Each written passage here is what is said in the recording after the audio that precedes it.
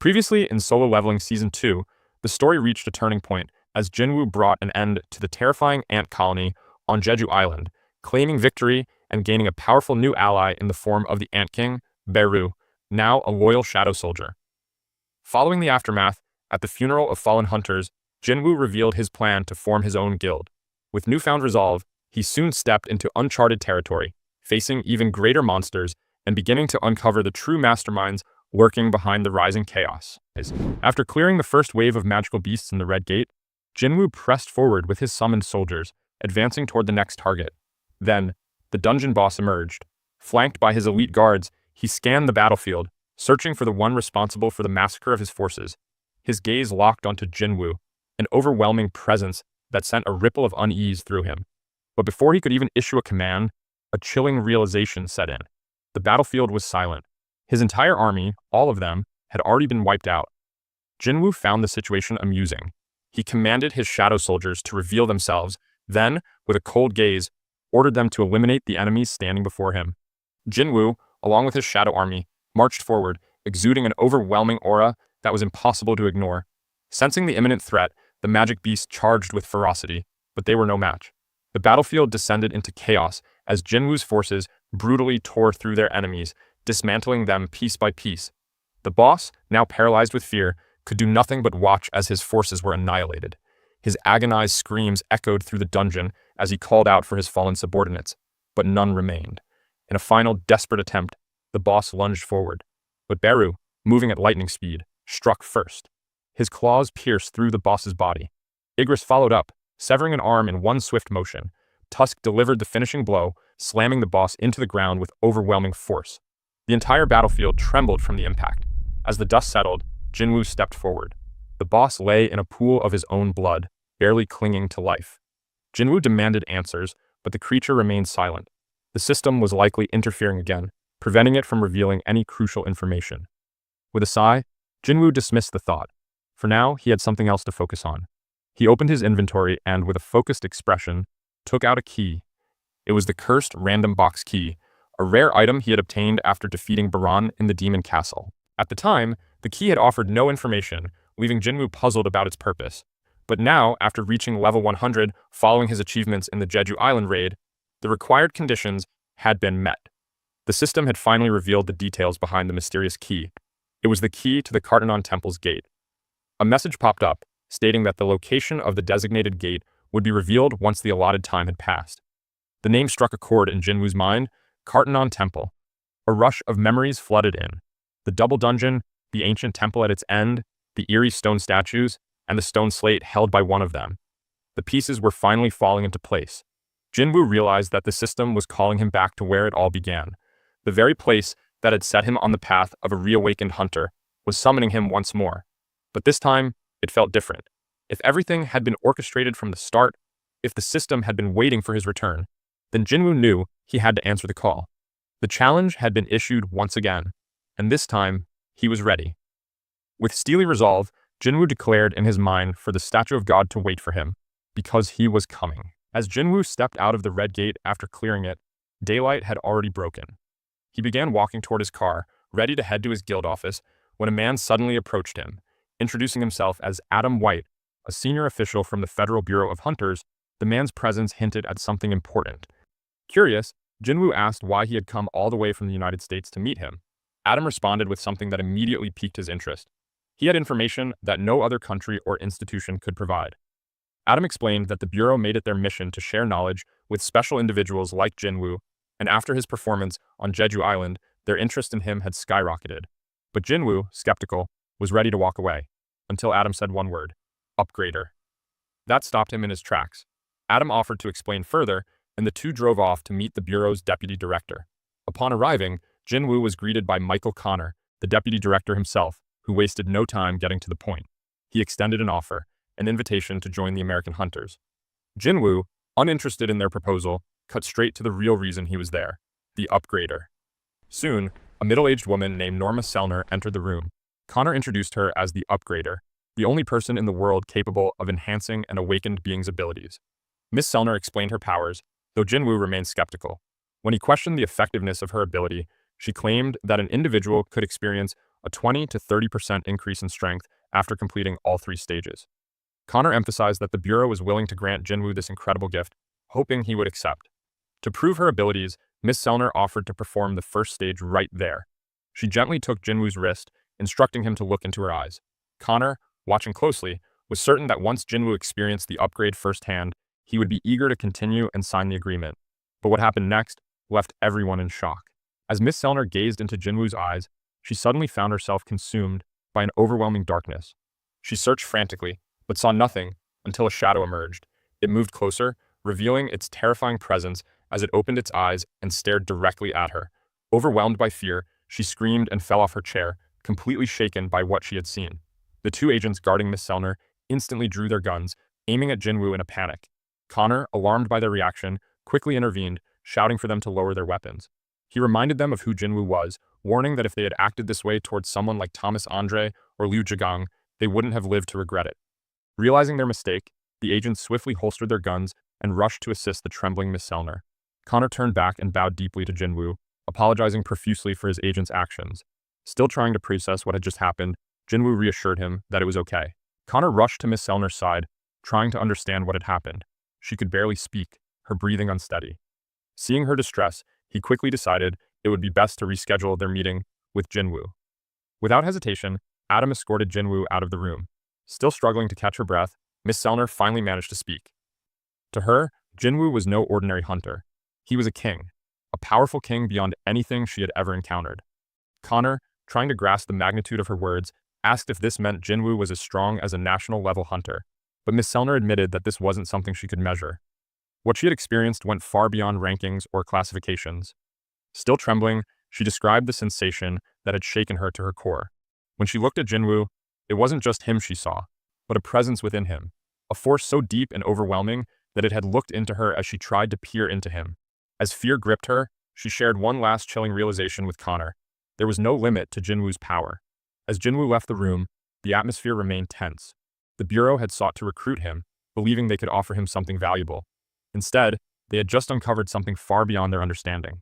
The story then shifted to an earlier event in the timeline. The scene cut to America, where a hunter was trapped in a high-level dungeon. Fear gripped his face as a chilling presence emerged before him, Silid, the Frost Monarch who was on the hunt for the rulers within the country. A moment later, a gate opened behind him, revealing Yogumund, the Transfiguration Monarch. He hurried toward Silid, bringing urgent news about a small island to the east. Silid frowned, questioning why Yogumund was bringing up a place he had already claimed, as the island in the east was home to the Shadow Monarch. Yogumund explained that the rulers were attempting to free Legia, south of that location, and he needed to head there immediately. He urged the Frost Monarch to take his place in the east. But Silid pressed again. What about the Shadow Monarch? Yogumund reassured him that as long as the architect fulfilled the contract and everything would go according to plan. However, he also shared an intriguing detail that made Silid grin with excitement. The greatest fragment of light had been located in the east. Just then, the Frost Monarch sensed a powerful presence. A ruler had arrived. It was Song Il-hwan, Jinwoo's father. He had deliberately left traces of his power, luring the monarchs to America. His glare was filled with fury as he demanded to know if they were referring to Korea as the small island to the east. As they prepared to leave, the Frost Monarch confirmed it, taunting Il-hwan to chase them if he dared. Not one to back down, Il-hwan launched a swift attack, but Silid countered effortlessly, erecting a massive ice wall that exploded upon impact, shaking the entire area. Back in the present, Yu Jinho sat in the office, fully committed to his new mission, silencing anyone who dared to badmouth Jinwoo. After the Jeju Island raid and the controversy surrounding Jinwoo's involvement, he was determined to protect both his partner and their guild's reputation. Wasting no time, he meticulously went through each offending comment, reporting them one by one with unwavering focus. Just then, Jinwoo appeared silently beside him. The sudden presence startled Jinho, snapping him out of his concentration. Jinwoo casually asked if there was any trouble, but Jinho assured him everything was fine. That's when he noticed something unusual. Jinwoo was still in his hunter gear. Jinwoo explained that he had just returned from a gate, bringing back high-level magic cores to fund their guild. Hearing this, Jinho was both relieved and impressed. With such valuable resources, they wouldn't have to worry about salaries for future employees. Jinwoo, however, looked confused when Jinho mentioned employees. Jinho reminded him that they still needed one more member to officially establish the guild. But before they could dwell on it, another pressing issue came up: the guild's name. Jinwoo initially dismissed it as unimportant, but Jinho emphasized that a name would define their identity. As they debated potential names, a knock at the door interrupted their discussion. Jinho hesitated, curious about who could be visiting. As he creaked the door open, he froze in shock. Standing before him was Hunter Cha Hae-in. Jinwoo was just as surprised. Someone of her stature showing up at his office was completely unexpected. He asked what brought her there, and Hae-in, without hesitation, stated her reason. She wanted to join his guild. Jinwoo, puzzled by her request, sought clarification. It had only been 2 years since her awakening, which meant she was still under contract with the Hunters Guild. He assumed she wouldn't be able to leave so easily, but to his surprise, Hae-in was willing to pay the penalty to break her contract. What shocked him even more was that she expected nothing in return, not even a signing bonus or a salary. Jinwoo couldn't understand why she would abandon one of Korea's most powerful guilds for his newly formed, unproven one. Pressing further, he asked why she was making such a drastic decision. Hae-in hesitated. She lowered her gaze, struggling to put her feelings into words. She couldn't possibly admit the truth. After what happened in Jeju and how he saved her from the jaws of death, she wanted to be near him. But she couldn't say that. Instead, she composed herself and gave a made-up excuse. She simply wanted a simpler life. Jinwoo listened, understanding more than he let on. As an S-rank hunter himself, he knew the burden that came with it. But he wasn't about to let her join just like that. To test her resolve, Jinwoo introduced a guild entrance test. Hae-in was caught off guard, as there was no mention of a test in the recruitment notice. However, Jinwoo smoothly deflected, implying it must have been an oversight on Jinho's part. For the test, Jinwoo announced that she would have to face one of his summons, his strongest one. Yet, despite the unexpected challenge, Hae-in didn't even flinch. There was no fear, no hesitation. She was ready to take it on. Without wasting any time, Jinwoo suggested heading to the Hunter Association's gymnasium to conduct the test. As they prepared to leave, Jinwoo realized that the gymnasium was quite far from their office. He wanted to test if his shadow exchange skill could transport both of them together. He reassured Hae-in that there was no need for a long walk. They could take a shortcut, but she needed to stay close. As Jinwoo stepped toward her, Hae-in felt a lump in her throat. He was closer than she expected. Before she could process it, Jinwoo activated Shadow Exchange. In an instant, their forms sank into the shadows, vanishing from the room without a sound. As they arrived at the gymnasium, the lights flickered on automatically, reacting to their mana. The vast space was brightly illuminated, and Hae-in couldn't hide her amazement at what she had just experienced. She took a moment to take in her surroundings before her gaze finally settled on Jinwoo, who was already prepared to begin the test. Just as they were about to start, Hae-in realized she had left her weapon behind. Jinwoo pointed out that the gymnasium had reserve weapons, though they were mostly for training and not of the highest quality.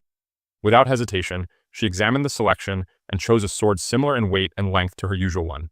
Once she confirmed her choice, Jinwoo summoned Igris, the best swordsman among his shadow soldiers. While Beru was undoubtedly his strongest summon, Jinwoo knew unleashing him against Hae-in might be too much, potentially even traumatizing, so he settled on Igris for this test. Jinwoo explained the conditions. Victory would be achieved by destroying the summon, while defeat would occur if Hae-in surrendered. To make the fight fair, he retrieved the Demon Monarch's sword from his inventory and handed it to Igris. Without wasting any time, Jinwoo gave the signal, and the match began. Igris struck first, swinging the Demon Monarch's sword with deadly precision. A bolt of lightning shot toward Hae-in, crackling with immense power. She reacted instantly, dodging with cat-like agility as the blast struck the wall behind her, leaving a deep, charred mark. Jinwoo watched closely, impressed. A lesser hunter would have been fatally wounded if they had been even slightly grazed by that attack. Without losing momentum, Hae-in gripped her sword and charged forward. Her focus was unwavering, and Igris met her head-on. Their blades clashed, sending sparks flying, each strike resonating through the gymnasium. Jinwoo had expected a good fight, but as he observed the battle, he realized he had underestimated Hae-in. Despite wielding the Demon Monarch's sword, Igris was struggling. Hae-in's attacks were relentless, her technique refined and precise. With one final blow, she sent Igris crashing into the wall. The impact reverberated through the space, and Jinwoo knew the outcome was decided. Before Igris could rise again, he called off the match. But Hae-in wasn't satisfied. She stepped forward, her breathing steady, and questioned whether Igris was truly the strongest summon Jinwoo had. Her gaze was unwavering as she insisted on facing his strongest one now. Jinwoo hesitated, knowing exactly who she meant. He was concerned she might get hurt, but Hae-in's determination was absolute. She wasn't backing down. She wanted this fight. After a brief pause, Jinwoo finally agreed and, without saying another word, summoned Beru. The moment the shadow ant materialized, the atmosphere in the gymnasium shifted, but despite the crushing weight of his aura, Hien stood firm. Beru, ever loyal to Jinwoo, awaited confirmation of his orders. Jinwoo commanded him to defeat Hien, but made one thing clear: she must not be harmed. With his mission set, Beru unleashed a thunderous battle cry that shook the gymnasium. His blade-like claws extended menacingly from his fingers, ready to strike. Just as the tension peaked, Jinwoo's stern voice cut through the silence, reminding Beru of his command. Hearing his liege's instruction, Beru immediately retracted his claws. In that instant, Hien saw an opening and moved to seize the moment, but before she could react, Beru vanished from her sight. An icy shiver ran down her spine. She had seen this move before, on Jeju Island. She steeled herself, refusing to fall for the same trick twice. Beru reappeared behind her, his presence looming over her, but this time, she was ready. Her blade lashed out in a flurry of precise strikes. Dozens of slashes cut through the air, yet not a single one landed. Beru dodged effortlessly, his form unmoving, his gaze impassive. The overwhelming difference in their power became painfully clear. No matter how fast or how precise her attacks were, they simply couldn't reach him. Confusion and frustration began to set in for Hien. She couldn't understand. How could he be so powerful? And more importantly, what kind of strength did Jinwoo possess to command a monster like this with such ease? As doubt settled in, Beru suddenly closed the distance between them. A suffocating stench of death washed over her, paralyzing her limbs. For a fleeting moment, she felt as if it was over. But instead of attacking, Beru released a terrifying roar. The force of his magic power sent Hien skidding backward, momentarily stunned. Jinwoo watched the one-sided fight unfold with a grimace. He found no pleasure in the spectacle and asked if Hien was satisfied, hoping she would yield. But despite everything, her resolve hadn't wavered. She still wanted to fight. Jinwoo observed closely, trying to understand her intentions. By now, she knew she couldn't win. She had seen the sheer gap in their strength, yet she still refused to back down. He could sense Beru's growing irritation. Unlike his other summons, Beru was still a predator at heart. Even now, Jinwoo could feel him suppressing his overwhelming instinct to kill. Suddenly, Beru's patience snapped. His instincts flared, and he could no longer tolerate prey standing up to its predator. With a flick of his wrist, his claws extended once more as he lunged at Hien with lethal intent. But she dodged, barely. Realizing she had to take a risk, Hien activated her most powerful technique, sword dance. Moving with increasing speed, her blade carved elegant arcs in the air, each strike flowing seamlessly into the next. The sound of metal clashing filled the room as Beru blocked every attack with his claws. Despite his calm demeanor, his displeasure was evident. Growing tired of the game, Beru decided to end it. As Hien lunged for another strike, he caught her sword with his bare hand. With a sickening crunch, he shattered it. Half the blade fell to the floor. But Hien didn't hesitate. She channeled all her remaining magic power into the broken weapon, its jagged edge glowing with an intense light. She was about to unleash a skill she had never used before, Blade of Light. Seeing her chance, Hien thrust her glowing weapon toward Beru, who had briefly lowered his guard after breaking her sword. Watching from the sidelines, Jinwoo's eyes widened. Something was wrong. In that brief moment, Beru's mind reset. Jinwoo's command to avoid harming Hien was overwritten, and an old, deeply ingrained instinct from his previous life resurfaced: annihilate all enemies. To Beru, Hien was no longer an opponent. She was prey. Claws outstretched, Beru launched himself at Hien with terrifying speed, intent on ending her. She froze, her instinct screaming at her, but it was too late to react. Just as his claws were about to reach her, Jinwoo intervened. In a blur, he caught Beru's attack with his bare hands. Beru trembled as his gaze met Jinwoo's. Realizing his mistake, he leaped back, dropping to the ground, begging for forgiveness. Jinwoo sighed, understanding what had happened. Beru's protective instincts had momentarily overridden his command. For a moment, he glared at the kneeling shadow before shifting his gaze toward Hien. She had fallen to one knee, her breathing ragged. He still didn't understand. Why was she pushing herself so hard? Someone of her caliber didn't need to risk her life over a guild entrance exam. It wasn't worth it. Jinwoo asked her why she was pushing herself so hard, hoping for an answer that would make sense. But Hien remained silent, avoiding his gaze. Her silence only deepened his confusion. Still confused, Jinwoo asked Hien if she was interested in him. Hien's head snapped up, her expression betraying her shock. She looked completely caught off guard, as if the question had pulled her out of a daze. Jinwoo, sensing her surprise, dismissed the thought with a shrug. But after a long pause, Hien quietly admitted the truth. Jinwoo was right. She did have feelings for him. At the Federal Bureau of Hunters in the United States, Director David Brennan wasn't pleased with the recent news. His men had failed to recruit Sung Jinwoo, a hunter the Bureau had been determined to bring into their ranks ever since witnessing his overwhelming strength during the Jeju Island raid. Assistant Director Connor, accompanied by Norma Selner standing beside him, apologized for their failure in completing the assignment. Brennan, eager to get to the bottom of the situation, wasted no time in demanding an explanation. He wasn't interested in apologies, he needed to know what had gone wrong. Connor detailed everything that had happened in Korea, describing their failed efforts to bring Jinwoo under the Bureau's authority. He explained to the director that, based on Miss Selner's observations, Jinwoo was supposed to be one of the monarchs. This revelation about Jinwoo took Brennan by surprise. If true, it meant Jinwoo's power was beyond what they had anticipated.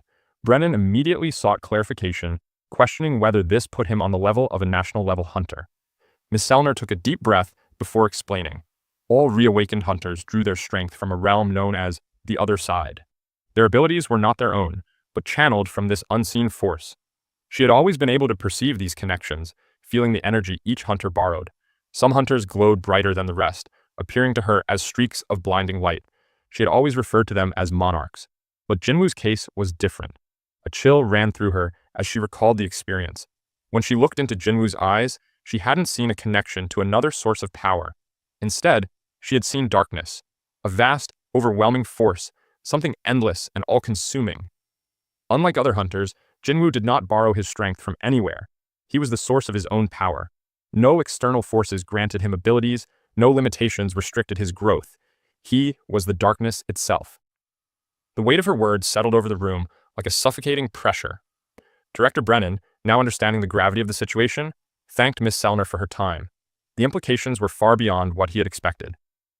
Connor watched as Director Brennan abruptly began walking, clearly having a plan in mind.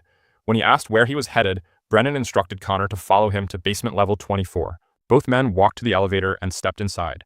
As the doors closed and the descent began, Director Brennan finally broke the silence. If they couldn't use Miss Selner's abilities to bring Jinwoo into the Bureau, they would need to find another way. He wasn't willing to give up so easily. He then reminded Connor of the first ever S-rank gate that had opened, a moment in history that no one could forget. Connor immediately understood what he was referring to. That catastrophic dungeon break had unleashed destruction on a scale never seen before, wiping out the entire West Coast.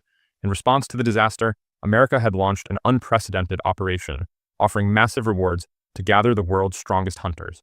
Out of all those who had participated in the legendary raid, only 5 had survived. These 5 warriors, forged in the flames of battle, had been granted a title that carried the weight of an entire nation, national-level hunters. The monster responsible for the carnage was Kamish, the dragon known as the Undying Flame, a beast so powerful that it had single-handedly slaughtered hundreds of top-ranking hunters. Its name was etched into history as a symbol of absolute terror. As they reached basement level 24, Director Brennan questioned whether Connor could truly believe that nothing had been gained from such a tragedy. Connor hesitated for a moment before realizing what the director was implying. Brennan silently confirmed his suspicion as they stepped into the last room on the level. The reinforced door slid open, revealing a chamber unlike any other in the facility. Brennan stepped forward and carefully opened a safe embedded into the wall, unveiling the heavily secured artifact. It was a runestone, extracted from Kamish's remains. Brennan explained that it had been 8 years since this rune had been recovered from the remains of the most fearsome monster in human history, and yet, in all that time, not a single hunter had been able to activate it. The power of the rune remained untouched, waiting in the shadows as if it had been left behind for someone else, for the one hunter who might finally unlock its secrets. As Brennan stared at Kamish's mortal remains, his mind raced with possibilities, wondering if this powerful artifact could be the key to their dilemma. Meanwhile, on the other side of the world, Jinwoo stood in front of his bathroom mirror, lost in thought. Heian's words from earlier lingered in his mind. Jinwoo wondered if he had really changed that much, considering himself fairly slim with average looks. Curious about how others might see him, he glanced into the living room, where Jinna was lying on the couch. Grinning to himself, he decided to ask for her opinion. But Jinna, unimpressed, shot him down instantly. She questioned where he had gotten such baseless confidence and playfully teased him, insisting that, in her eyes, he still looked like a bum. Jinwoo smirked before pinching her cheek, which quickly escalated into their usual playful banter. Their conversation soon shifted when Jinwoo mentioned his plans to form a new guild. Jinna, now genuinely intrigued, asked if he had settled on a name. He suggested solo play guild. Jinna, however, immediately rejected it. She pointed out the obvious contradiction. Jinwoo wasn't a true solo player. His strength came from his ability to summon an army of shadow soldiers, so the name didn't make any sense. After thinking for a moment, Jinna offered an alternative, Ajin Guild. She explained the meaning behind it, where A meant I and Jin meant to go forward. Jinwoo found it surprisingly clever, but what amused him the most was when Jinna revealed the real reason behind her choice. It was simply her name spelled backward. After mulling it over, Jinwoo admitted it wasn't a bad name for his new guild. That night, Hai-In lay on her bed, feeling overwhelmed with embarrassment. The memory of her earlier conversation with Jinwoo kept replaying in her mind. She had practically confessed her feelings.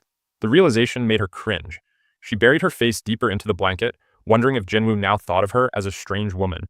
Every time she tried to brush it off, the moment resurfaced, making her mind go completely blank. She told herself it was natural to be interested in him. After all, he had saved her life. But deep down, she knew her feelings were far more complicated. For a brief moment, her thoughts drifted to Min Byung-gyu, the healer whose abilities had actually saved her. But just as she recalled him, a faint voice rang in her head. The voice was familiar, yet distant. She closed her eyes, desperately trying to grasp the fleeting memory. Something about it felt urgent, as if it had been buried in her subconscious, waiting for the right moment to surface. The voice echoed again. It spoke about Jinwoo. Slowly, the memory began to take shape. The fog in her mind lifted, revealing Min Byung-gyu's shadow. But something was different. His usual calm demeanor was tinged with an unusual worry. His eyes, filled with concern, were locked onto her as he spoke. He had told her to warn Jinwoo, to tell him to be careful of the power he possessed. A chill ran down Hae-In's spine. Her eyes snapped open as she sat up abruptly. At the Knights Guild, Yoontae arrived with urgent news for Guildmaster Park Jong-soo. A new gate had appeared the previous day, and securing a raid permit was proving difficult due to its high rank. While it wasn't an S-rank gate, it was dangerously close, enough to cause concern. The problem was clear. The Knights Guild simply didn't have the manpower to form a proper assault squad for such a high-level raid, but as one of the 5 major guilds in the country, failing to take it on would damage their reputation. Yoontae pointed out that if they passed on this gate, the Fame Guild would likely seize the opportunity. The idea of handing over a gate that had appeared so close to their own territory made Jong-soo fume with anger. While their A-rank hunters were strong, comparable to those in other major guilds, their biggest weakness remained unchanged. They had no S-rank hunters. That single fact alone prevented them from taking on the raid. As Jong-soo and Yoontae discussed their limited options, Jung Yerim, an A-rank healer, joined the conversation. She suggested forming an alliance with another guild, a logical choice under normal circumstances, but Jong-soo was skeptical. However, Yerim had a different idea. Instead of a guild alliance, she proposed bringing in a single hunter. Jong-soo initially dismissed the idea, questioning how a single hunter could make a difference in such a high-level raid, but before he could brush it off completely, something clicked. He suddenly realized who Jung Yerim was referring to. He knew that if they could bring Hunter Sung Jinwoo into the raid, it wouldn't just increase their chances of safely clearing the gate, but also enhance their public image. With no time to waste, Jong-soo immediately decided to meet Jinwoo in person to discuss this crucial matter. With the Knights Guild planning ahead for their crucial meeting, Jinwoo arrived at his office the next day, having made a decision about his new guild's name. He proposed Ajin Guild. Jinho was thrilled with the suggestion, feeling relieved that it wasn't something ridiculous like Solo Play Guild. With the name settled, Jinwoo and Jinho knew they only needed one last founding member to complete the team. Jinho was taken by surprise when Jinwoo dismissed Hunter Cha Hai-In as the potential candidate. Even though she seemed perfect for their guild, Jinwoo explained that she wasn't the right fit. He was looking for someone with a hunter's license who had no interest in guild activities.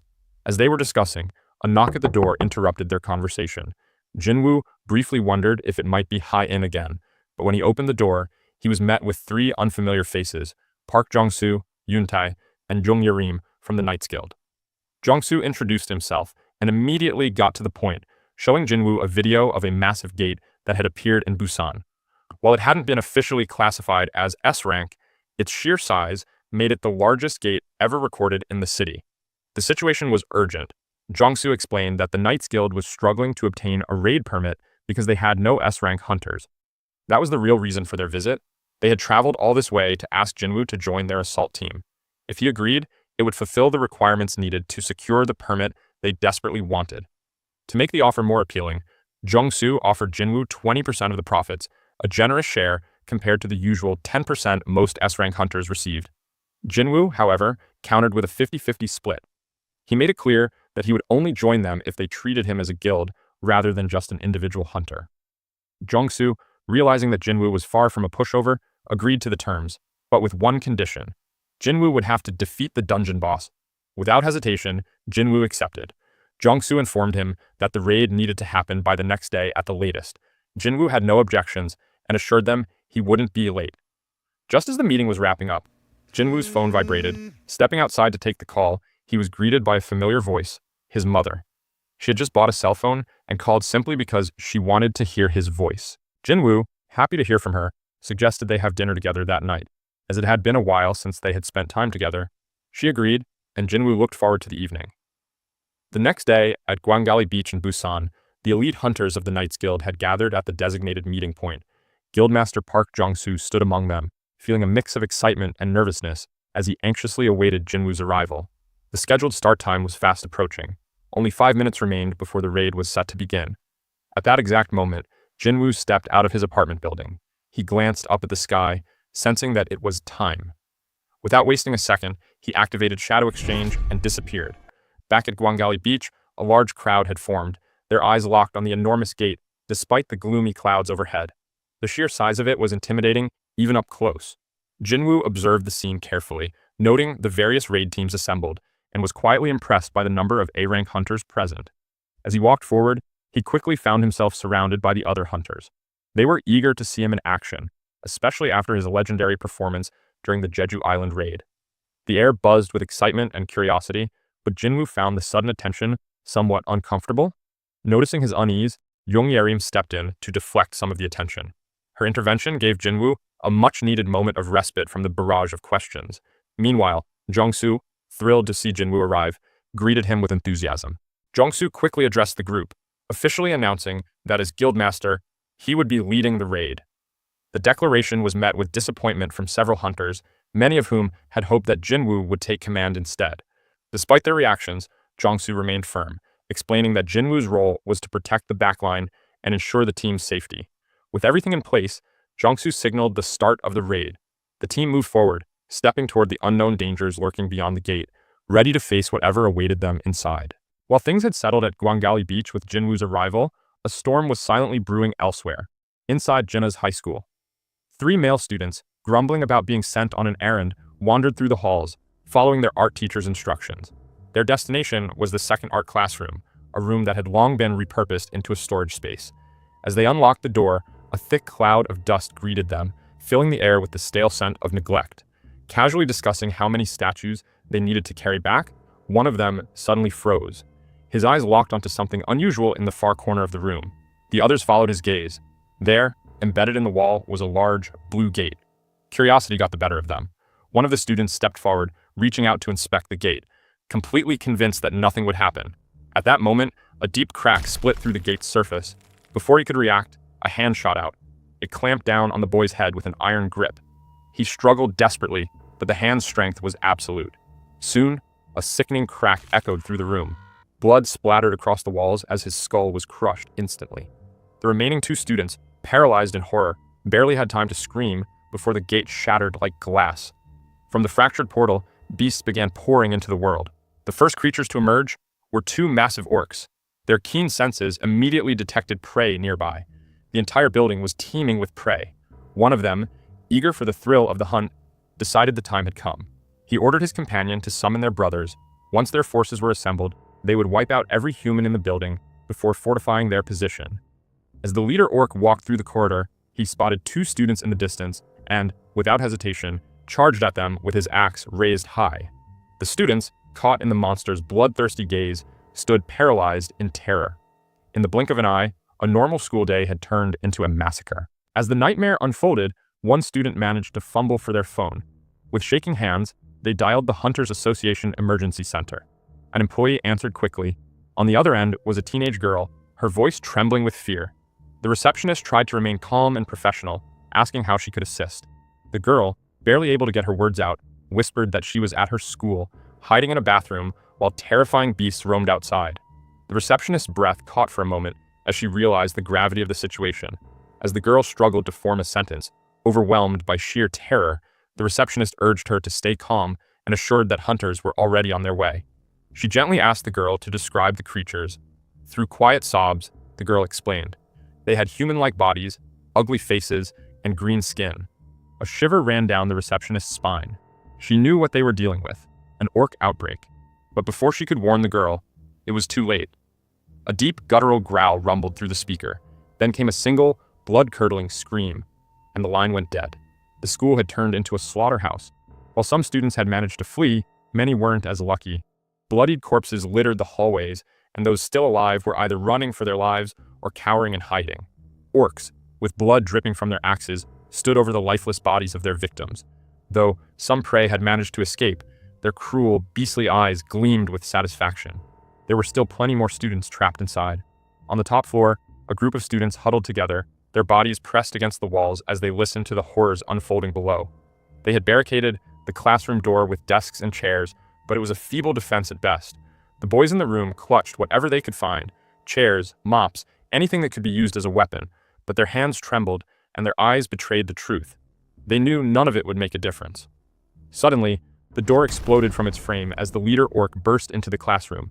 Panic surged through the students as one boy, desperate to escape, sprinted toward the back door, only to be struck down instantly by an orc waiting in the shadows. With both exits blocked, the remaining students were trapped like cornered prey. Pressed against the wall, they could only watch in horror as the orcs closed in. Amid the chaos, Jenna huddled with her classmates in a corner, her heart pounding. Fear consumed her, but in that moment of terror, she clung to a single hope, her brother Jinwoo. She called out to him in her mind, believing with all her heart that he would come for her. An orc scanned the group of terrified students and sensed something unusual, a surge of magic energy. It was coming from Jinna. Her presence stood out, and the orc's bloodthirsty gaze locked onto her as he became fixated on killing her. As the orc took a step toward her, Jinna's classmate stepped in the way. Summoning every ounce of courage she had, she tried to block the orc's path, but it was futile. His eyes remained locked on Jinna as he raised his massive axe, ready to strike. Jinna watched in horror as the weapon rose above her head. She couldn't move. Her body was frozen in fear. Desperately, she squeezed her eyes shut, bracing for the inevitable. Just as the orc prepared to strike, something completely unexpected happened. All of a sudden, a high orc shadow soldier clad in black armor emerged, gripping the orc's wrist with an iron grip.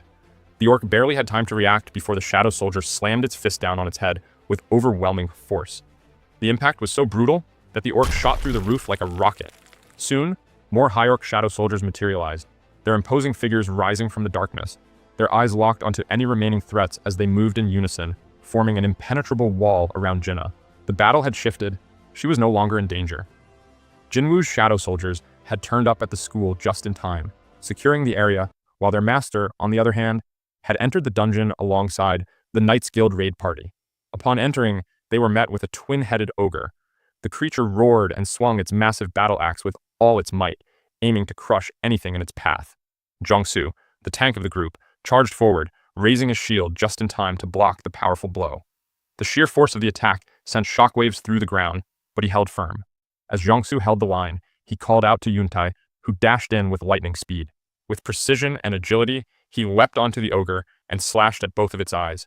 The beast roared in agony, thrashing wildly as Yuntai signaled the others to strike and inflict as much damage as possible. Seizing the opportunity, the Knights Guild hunters launched a coordinated counterattack. Their frontline fighters moved in sync, slashing deep into the ogre's thick hide, while the mages positioned behind them rained down scorching spells. The monstrous creature, now covered in wounds and burns, staggered backward before collapsing with a heavy thud. Jongsu called for a brief regroup, acknowledging the difficulty of the raid. Encountering a twin-headed ogre at the entrance of a dungeon was rare, an ominous sign. Jinwoo, surveying the scene, identified it as a gravekeeper. Jongsu explained that such creatures often signified an army of undead lurking deeper within. Trying to keep the tension in check, Yuntai joked about not jinxing their situation, but before anyone could respond, they noticed something strange. The undead creatures within the dungeon weren't charging at them as expected. Instead, they were retreating, backing away as if something far more terrifying was chasing them. Jinwoo's instincts flared. A sudden jolt of adrenaline shot through him as his heart pounded. He picked up urgent signals from the High Orc warriors, he had stationed to protect Jinnah. Something was wrong. Without hesitation, he turned to Jongsu, informing him that he had an urgent matter to attend to. Jongsu, startled by the sudden announcement, protested, concerned about the dangers they might face without his presence. But Jinwoo remained unfazed. With a cold, steady gaze, he assured them that he would summon someone just as reliable to take his place. Then, without delay, he called forth the most powerful soldier in his shadow army, Beru. He instructed him to protect the humans while dealing with any other creatures however he pleased. The sheer presence of Beru, radiating overwhelming mana, sent a wave of fear through the hunters. They instinctively backed away, uneasy at the thought of finishing the raid alongside such a monstrous being. Jinwoo calmly informed them that his summoned soldiers, including Beru, would assist them. He assured Jongsu that 20 of his shadows were more than enough to clear the dungeon. Yerim, still in shock, questioned Jinwoo's decision to leave after summoning such an overwhelming force. But one glance at Jinwoo's icy expression silenced her. He made it clear, if they didn't want his help, he could withdraw his summons, but whatever happened next would be on the Knights Guild, not him. Realizing the gravity of the situation, Jongsu quickly agreed. Jinwoo checked the cooldown timer for his shadow exchange skill, frustration washing over him as he realized there was still over an hour left before he could use it. He couldn't afford to wait.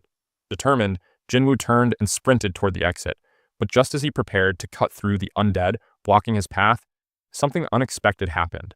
The creatures, instead of attacking, dropped to their knees, bowing before him. Jinwoo's eyes narrowed. Perhaps they were reacting to his necromancer abilities, but now wasn't the time to dwell on it. Dismissing his dagger back into his inventory, he burst out of the dungeon's exit and summoned his winged dragon, Kaisel. As he emerged, the crowd outside the gate stood frozen, watching in awe. Ignoring their curious stares, Jinwoo climbed onto Kaisel's back, eyes burning with determination. With one command, he took off, soaring through the skies at breakneck speed, racing toward Jinnah. Back at the high school, the leader orc's head was sliced in half, its massive body collapsing to the floor. The towering shadow soldier slammed the remaining 2 orcs into the ground with a lethal blow. The students, frozen in fear, could only watch in horror, unable to comprehend what had just happened. In an instant, all 3 orcs attacking the classroom had been eliminated. Now, the shadow soldiers stood silently, guarding Jinnah. Confused and still in shock, Jinnah wondered if her brother had arrived, but as she looked around, the shadow soldiers refused to let her leave their side, pointing toward the lingering dangers still present in the building. Suddenly, a thunderous boom echoed through the halls.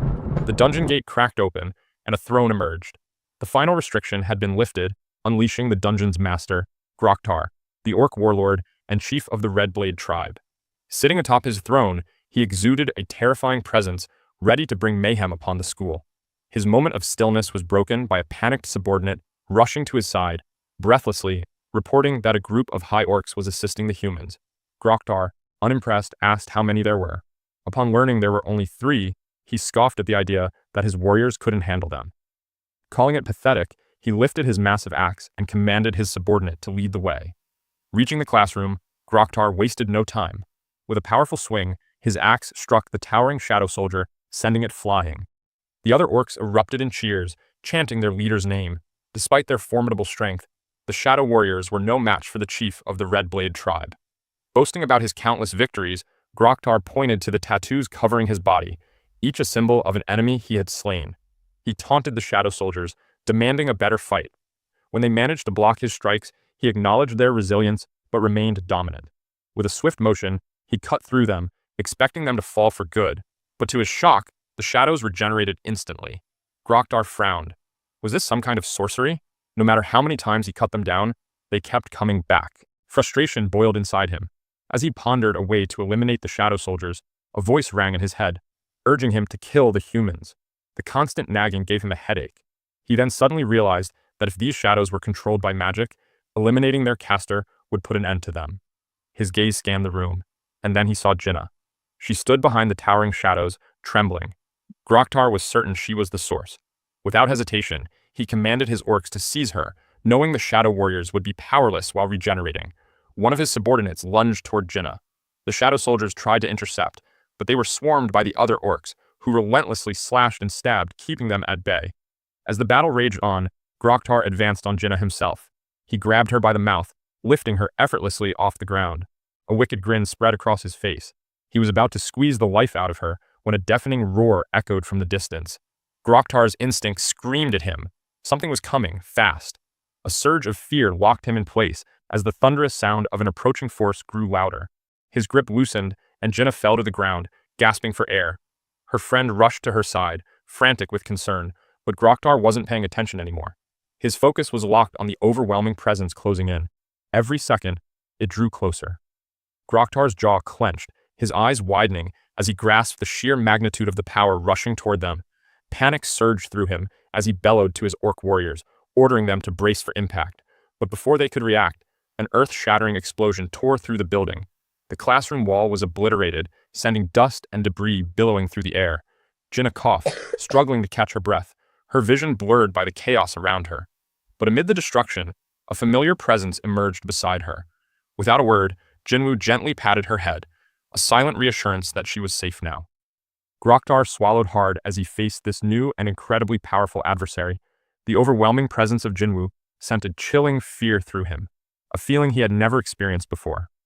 Desperate to assert himself, Groktar straightened and introduced himself as the chief of the Red Blade tribe. But before he could finish, Jinwoo's hand rose. Filled with rage, Jinwoo pointed directly at Groktar, his voice cutting through the tension like a blade as he commanded him to shut up and wait. The orc chief froze, instantly silenced by the overwhelming presence before him. Jinna, tears welling in her eyes, threw her arms around her brother the moment her coughing subsided. Jinwoo stroked her hair gently, asking if she was okay. Apologizing for being late, he glanced around, ensuring the students were safe. They nodded in relief, confirming they were unharmed. His gaze then landed on Jinna's face, where a distinct handprint on her cheek and neck made his blood boil. Without hesitation, he commanded Igris to stay by her side and protect her, then summoned additional shadow soldiers to escort the remaining students to safety. As the orcs tried to budge, seeing their prey slipping away, Jinwoo glared at them with anger, demanding to know who had allowed them to move. Groktar, realizing the situation was far beyond his understanding, questioned Jinwoo. Who was he, and how could he speak their language? But Jinwoo's expression remained unreadable, his silence more terrifying than any answer he could give. Seeing no response, Groktar didn't waste another second. With a roar, he commanded his warriors to attack. The orcs surged forward, their weapons raised, but they never stood a chance. One swung a massive axe at Jinwoo, but before it could land, Jinwoo caught its fingers effortlessly, crushing them in his grip. The orc howled in pain before Jinwoo flipped it upside down, slammed it into the ground, and crushed it beneath his foot. Two more orcs lunged, but Jinwoo barely moved. With a flick of his wrist, he activated Commander's Touch, sending them colliding midair before clenching his fist, causing their bodies to burst apart. Despite the mounting losses, the orcs pressed forward, charging at him with reckless abandon. But Jinwoo weaved through them with ease, dismantling them with nothing but his fingers. Wherever he touched, heads, shoulders, arms, torsos, the orcs exploded on impact, their remains painting the walls in carnage. In mere moments, dozens of orcs lay motionless, and Jinwoo stood face to face with Groktar. The orc chief barely had time to react before Jinwoo grabbed him by the jaw and slammed his head against the wall. Groktar gasped for air, his vision spinning as he struggled to comprehend what had just happened. Jinwoo's gaze shifted, scanning the hallway. The sight of fallen students, lifeless bodies littered across the floor, sent his rage boiling over. His cold eyes locked onto Groktar once more as he pressed for an answer for the slaughter of humans. Groktar, trembling, stammered a response, claiming that a voice in his head had ordered him to slaughter all humans. Jinwoo leaned in, his gaze piercing as he pressed for more. Had the voice commanded him to kill him as well? Groktar, now desperate, pleaded for forgiveness, swearing that he hadn't intended to challenge Jinwoo. But Jinwoo wasn't satisfied with his answer. The orc chief continued to beg, but Jinwoo only grew colder. Perhaps, he thought, Groktar hadn't considered him human at all. Jinwoo, in an eerily calm voice, told Groktar that he might forgive him, but the path to forgiveness would not be easy. And in the next instant, without another word, Jinwoo summoned the demon monarch's dagger and brutally ended Groktar's life. Meanwhile, at Guangdali Beach, the dungeon raid pressed on. Jinwoo's shadow ants swarmed the cavern walls, their battle cries echoing through the space. The sight sent shivers down the spines of the Knights Guild hunters, some of whom began voicing concerns, fearing these creatures might turn on them at any moment. Yuntae, uneasy, looked toward Jongsu for direction. Jongsu, deep in thought, realized they couldn't afford to back out now. If they retreated, they would have to face the reporters waiting outside, and calling off the raid out of fear wasn't an option. Just as he was steeling himself, Beru suddenly appeared in front of him. The unexpected appearance of the monstrous figure made Yongsu freeze, his confidence draining instantly. He struggled to find the right words, nervously attempting to address the creature with respect.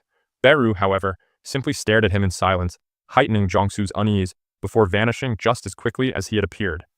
The moment Jiangsu began to process what had happened, Beru reappeared again, startling him further, and tossed something toward his feet. It was a severed head, the remains of a death knight, one of the strongest monsters they could encounter. Jiangsu's breath hitched as he registered what he was looking at. The realization that Beru had effortlessly slain such a formidable foe in an instant left him in stunned silence. As Beru returned to commanding the shadow ants, Jiangsu slumped to the ground, overwhelmed. His teammates rushed to check on him, asking if it was safe to continue following the shadow creatures. Gathering himself, Jiangsu assured them he was fine and pointed at the decapitated head. He reminded them of the immense value of magic stones harvested from high-ranking monsters like this. Then, turning to his party, he asked if they still wanted to proceed. Before he could even finish his sentence, the raid party had already started moving. Yuntai chuckled, calling out to Jiangsu to hurry up and keep pace. It had been quite a while since the raid began, and at last, the Knights Guild strike squad reached the entrance of the boss's lair. As they stepped inside, a chilling sight awaited them. An arch-lich, the dungeon's boss, flanked by a group of death knights. The moment they laid eyes on it, fear paralyzed them. None of them had expected to face a creature this powerful and infamous. Jiangsu quickly assessed the situation. Arch-liches were notorious for wiping out entire guilds.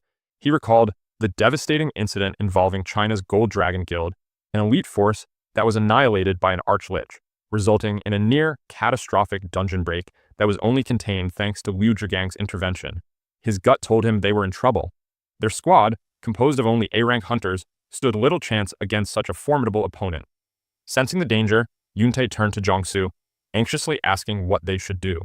But before he could respond, the hunters noticed a horde of death knights marching toward them, weapons raised and ready to attack. Jiangsu snapped into action, urgently ordering his team to block the doors. Yerim, reacting instantly, activated her holy shield, erecting a barrier that sealed the entrance in an instant. Jiangsu knew they were running out of options, and without Jinwu, survival seemed impossible. Yerim, already struggling to maintain the barrier, turned to Jiangsu with a look of concern. She warned him that it wouldn't hold for even 5 minutes. Then, at that critical moment, Beru stepped forward. Without hesitation, he strode past the hunters and stood directly in front of the arch-lich. The boss, upon recognizing the Shadow Army's presence, was momentarily taken aback. It demanded to know why the monarch's personal army was attacking them. Beru remained unfazed. Baring his mandibles and extending his claws, he coldly declared that they had been chosen by the king, while the arch-lich had not.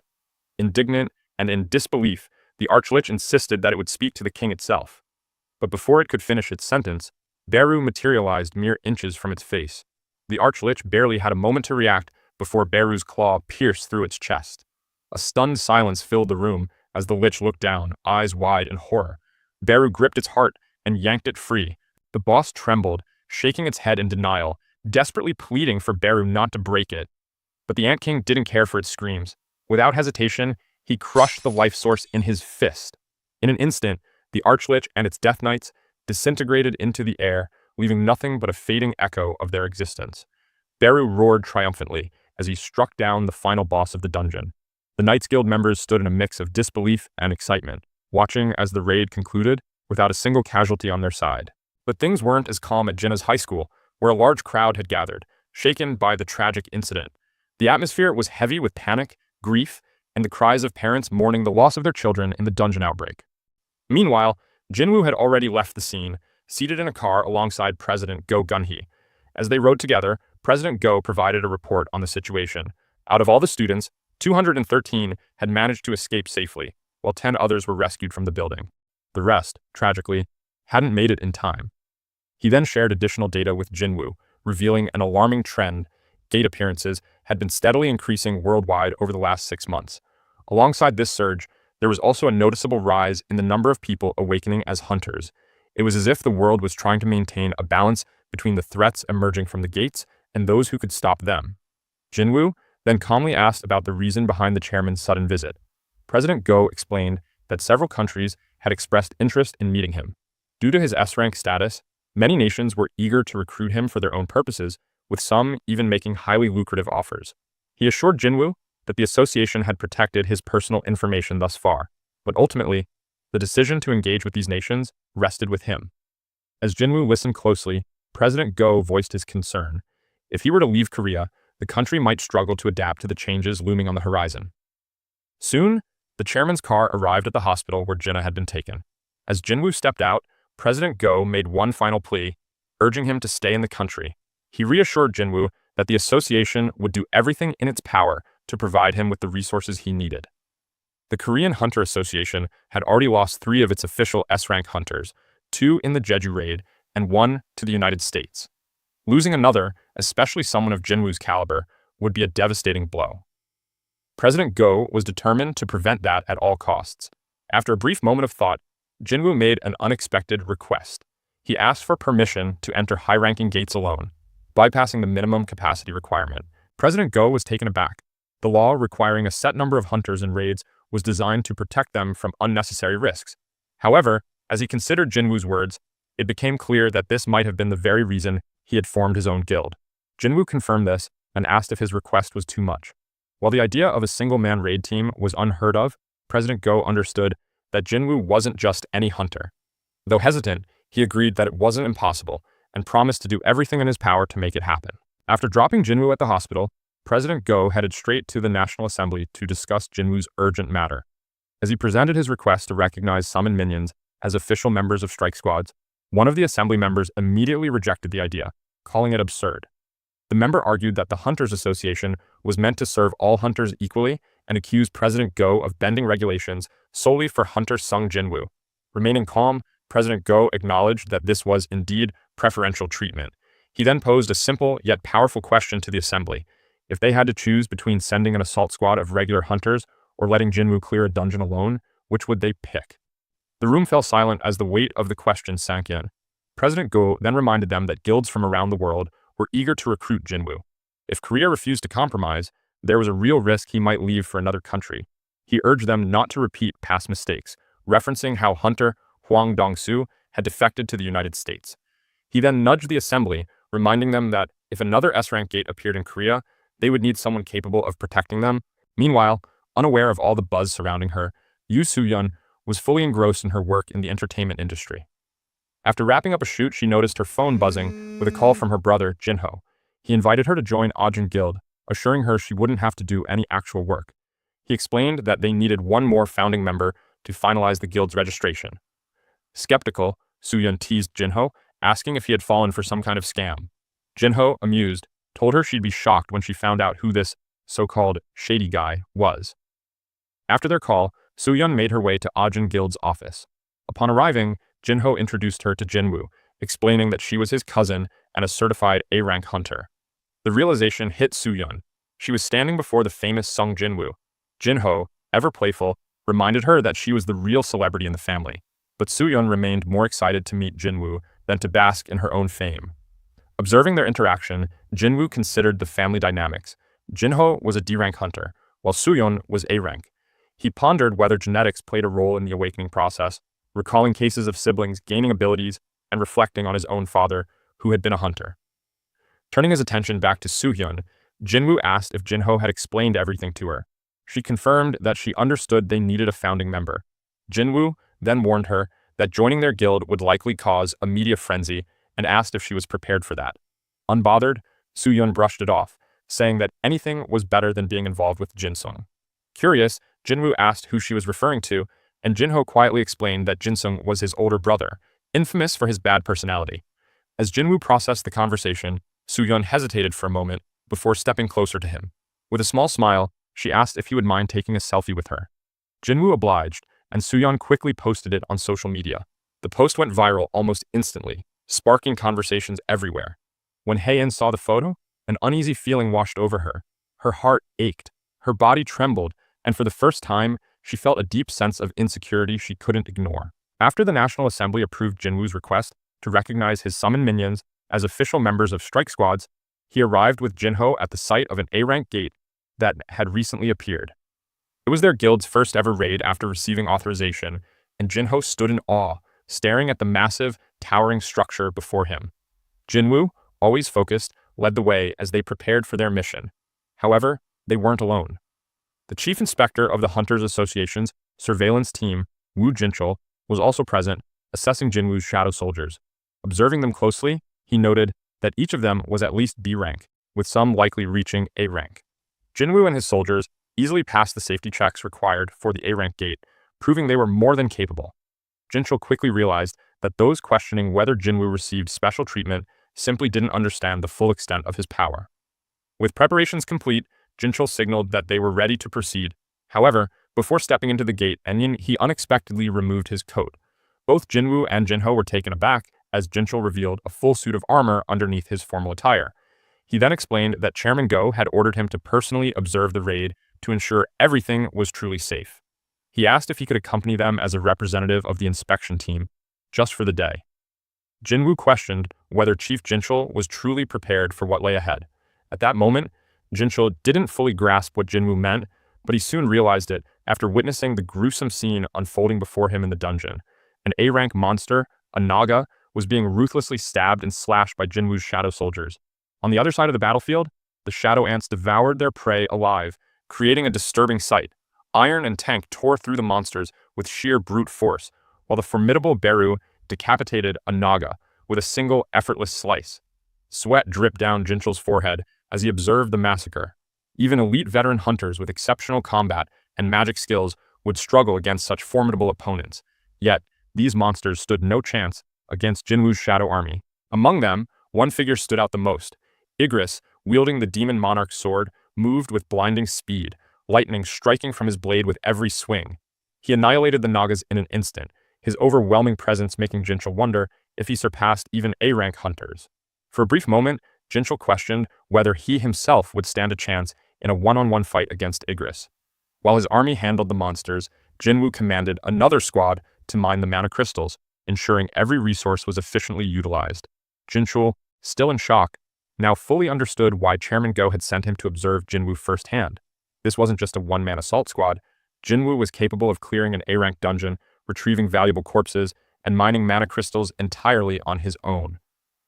Just then, the boss of the dungeon appeared, a massive Naga wielding dual tridents. Its presence alone sent a wave of unease through Jinchul. Jinwu, however, remained calm. He instructed his mining team to keep working while commanding the rest of his soldiers to return to him. Jinchul was puzzled. Why send away the shadow soldiers when they could easily handle the boss? Jinwu simply smirked, taking out his demon monarch's dagger. He explained that relying too much on his shadows could dull his own abilities. Then, without hesitation, he lunged forward. The Naga boss roared, swinging its tridents with immense force, but Jinwu had already moved. In a flash, he closed the distance, dodging effortlessly. Before the creature could react, Jinwu sliced through its head in one swift, precise strike. Jinchul watched in awe as the beast's lifeless body crumpled to the ground with a heavy thud. A notification appeared before Jinwu. He had reached level 101. Even more surprising, all his job-exclusive skills had leveled up. His shadow exchange cooldown had decreased by an hour. Jinwu's eyes widened with delight as he realized that if it continued to decrease with each level he gained, he would eventually be able to move freely anywhere without worrying about his mother and sister's safety. Meanwhile, Jinchul stood frozen, still trying to process what he had just witnessed. Jinwu had sliced through the thick Naga scales with nothing but 2 daggers, something that should have been impossible. Just then, something else caught Jinchul's attention. Jinwu raised his hand over the fallen Naga boss and murmured a single word, "Arise." The system notified him that the shadow enhancement was successful. His new soldier started at level 13. Despite being smaller, it radiated an enormous amount of mana. Jinwu concluded that, like Tusk, it might be able to increase its size through magic. The system then prompted Jinwu to choose a name for his new summon. After a brief moment of thought, he decided on Jima.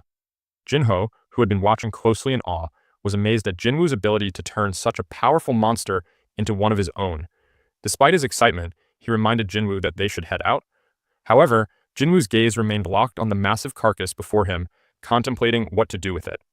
Outside the gate, reporters stood in wait, ready to capture anything noteworthy.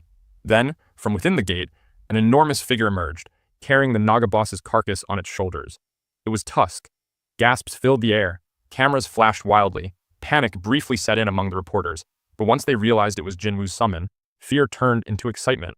Tusk, feeling self-conscious under the spotlight, responded with a big, awkward smile. Jinho and Jinwoo stood silently, realizing that their first raid had attracted far more attention than they had expected. Meanwhile, Chief Wu Jinchul, standing beside them, remained shaken. The scenes he had witnessed inside the dungeon refused to leave his mind. With the same exhausted and shaken expression, Chief Wu Jinchul arrived at the Hunter Association, recounting the entire ordeal to President Go Gunhee. Jinchul, his eyes dark with unease and sweat trickling down his brow, admitted that what he had witnessed wasn't a typical raid, it was a massacre. As he detailed every moment inside the dungeon, President Go let out a deep sigh. Understanding the toll this experience had taken on him, the chairman calmly instructed Jinchul to take some rest. Left alone in his office, President Go stood by the window, lost in deep thought. Hunter Sung Jinwoo had not only cleared an A-rank dungeon, but had also retrieved monster corpses and mined mana crystals, completely on his own. He recognized Jinwoo as a one-man guild, an army unto himself.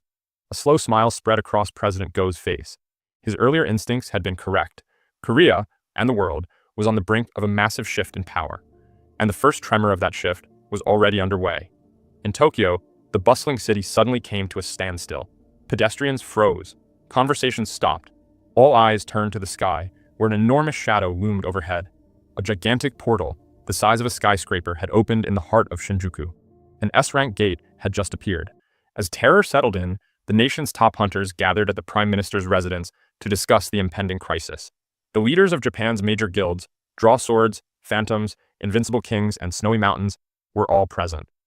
Among the murmuring association employees, whispers spread as Reiji Sugimoto of the Draw Sword Guild arrived, flanked by Minoru Hoshino, Atsushi Kumamoto, and Kanai Tawada. One employee mistakenly referred to Reiji as the Vice Guildmaster, only to be corrected. He had since risen to leader after Goto Ryuji's devastating loss in the Jeju Island raid. Speculation ran rampant. The loss of half of Draw Sword's S-rank hunters, coupled with Chairman Matsumoto Shigeo's underhanded dealings, had weakened the once dominant guild. Many saw this as an opportunity for other guilds to challenge their position at the top. Some even murmured that with Goto gone, Draw Sword's reign as Japan's strongest guild was nearing its end. Reiji and his team overheard the whispers, their steps momentarily pausing. A sharp glare from them was enough to silence the room. But before they could meet anyone's eyes, the gossiping employees had already turned their backs, pretending not to notice.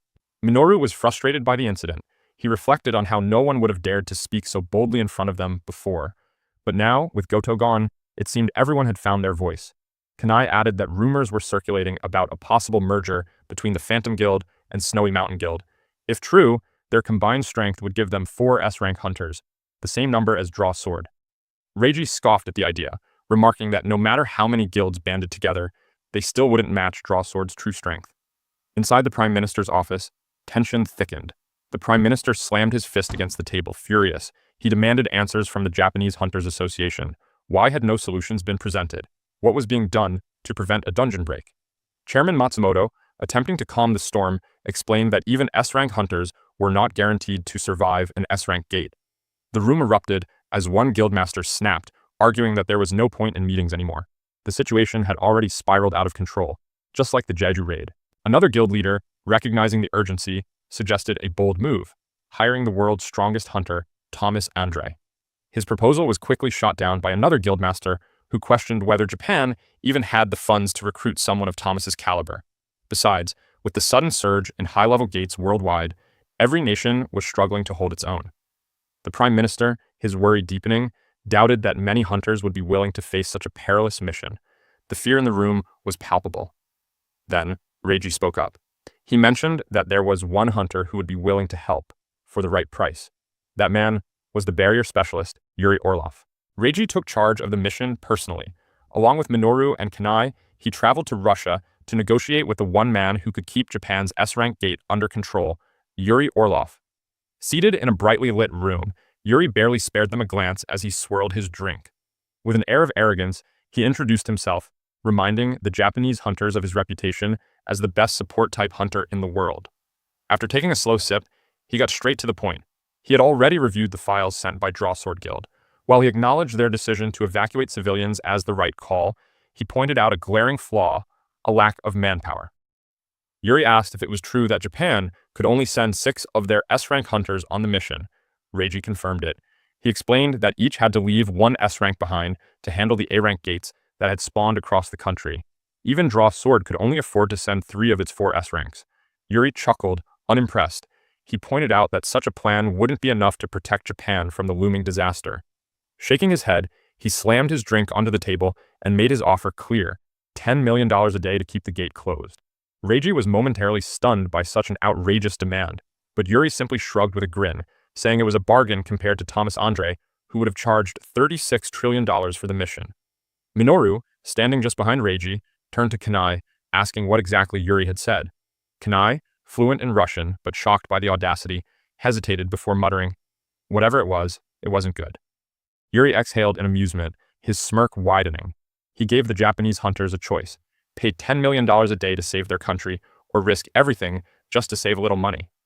Mocking their hesitation, he questioned whether they even had the luxury of being picky. Then, with a sneer, he added that even if they begged while licking his boots, it still wouldn't be enough. Frustrated by Yuri's arrogance, Reiji challenged him, asking if he truly believed his abilities justified such demands. Unfazed, Yuri scoffed and confidently claimed he was far superior to the 2 S ranks standing behind Reiji, dismissing them outright as losers. Minoru and Kanai's blood boiled. They had been silently enduring Yuri's arrogance, but this was too much. They lunged forward, ready to put the Russian in his place, only to freeze mid-motion, locked in place by an unseen force. Yuri's smirk deepened as he watched their futile struggle. With a chuckle, he taunted them, daring them to move if they could. Minoru and Kanai were stunned. As seasoned S-rank hunters, they had faced countless powerful foes, yet now, they couldn't even twitch a finger. How had Yuri managed to completely immobilize them with such ease? With a smug grin still on his face, Yuri turned back to Reiji and repeated his offer: to keep the S-rank gate sealed and, as a bonus, release the 2 hunters without any extra charge. Reiji remained still, carefully analyzing the situation. The Russians' power was undeniable.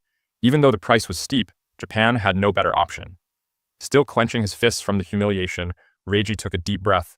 After a brief moment of thought, he made his decision and reached out to the authorities. And just like that, the deal with Yuri Orlov was set in motion. While a dangerous crisis loomed over Japan, in neighboring Korea, Jinwoo was in high spirits as he made his way back to the Ajin Guild office. His mind buzzed with thoughts of his rapid progress. His skills had evolved at an astonishing rate. Now, at level 101, he marveled at having obtained the key to the Kartanon Temple. And with level 102, just within reach, he couldn't help but anticipate what lay ahead. As Jinwoo parked his car and stepped out of the vehicle, a familiar figure caught his eye near the office entrance. It was Hunter Cha Hai-in. The moment their eyes met, she quickly turned to leave, but Jinwoo didn't hesitate. He sprinted after her. Startled, Hai-in froze as he suddenly appeared beside her. Narrowing his gaze, Jinwoo asked why she was avoiding him and what she was doing near his office. Still surprised by his sudden approach, Hai-in explained that she had left her car in the parking lot during her last visit. Jinwoo immediately recalled their last encounter, when they had used Shadow Exchange to leave. Understanding the situation now, he relaxed slightly. But before Jinwoo could say anything else, Hai-in looked up at him, as if gathering her thoughts. Then, she hesitated for a moment, before asking if he was free right now. Hai-in's mind swirled with questions, about the photo Jinwoo had taken with Soo-yeon, about why he had chosen an A rank instead of hiring her, an S rank. But despite these thoughts, what truly weighed on her was something else, something far more important. Taking a breath, she finally opened up about the dream she had of Min Byung-gyu and how it was connected to Jinwoo's powers. Jinwoo's expression shifted. A sudden jolt ran through his mind. Sensing the gravity of the conversation, he gestured toward the office, inviting Hai-in to continue their discussion upstairs. Inside the office, Hai-in found herself momentarily flustered. She hadn't expected to be alone with him. Jinwoo, however, remained focused. He casually made himself a cup of coffee before turning to Hai-in, inquiring how Min Byung-gyu had left a message for him. She recounted the strange events of that night, the eerie voice she had heard, and how Min Byung-gyu's shadow had manifested before her. His presence had felt urgent, almost desperate, as he warned her about the hidden danger within Jinwoo. He spoke of feeling as though he had been revived solely to serve him. Yet, the most unsettling part was that he felt content in that servitude, as if it was his natural purpose. Byung-gyu's final words hinted at something even more terrifying: Jinwoo's power, a force unlike anything else. Before his shadow could explain further and reveal the truth about Jinwoo's army, a sudden light engulfed him, cutting off the message. His last words still echoed in Hai-in's mind, leaving her with an uneasy sense of foreboding. Hai-in's words clung to him, even as Jinwoo resumed his usual routine. Seated in a dungeon while his shadow soldiers carried out the battle, his mind drifted. If what Heian had told him was true, then his powers weren't just about getting stronger. There was something deeper, something dangerous, and it was time to uncover the truth. As Jinwoo was lost in thought, Jinho took a nostalgic turn, reminiscing about their past and mentioning how the dungeon reminded him of their early days raiding C-rank dungeons. Jinwoo, barely paying attention, simply reminded him not to talk with his mouth full as Jinho ate. Undeterred, Jinho suggested that Jinwoo let his shadow soldiers handle everything while he focused on other matters, arguing that they could move on their own. But Jinwoo knew better. He earned fewer experience points when he was too far away from his summons, and besides, he couldn't always trust his soldiers to behave properly when unsupervised. Shifting the conversation to a more serious note, Jinho asked about Jinwoo's sister, Jinna, and how she was recovering after that horrific event. Jinwoo explained that she was still resting, but reassured himself that she was safe, knowing his most reliable shadow soldier was watching over her. Realizing he should check in, Jinwoo closed his eyes and activated his new skill, Shared Senses, allowing him to see through the vision of his shadows. Through Beru's perspective, he saw Jinna sound asleep while his mighty summons stood beside her, deeply engrossed in a historical drama, speaking in a manner that was overly formal and dramatic. Amused, Jinwoo decided to check on others as well. He suddenly heard the soft dripping of water.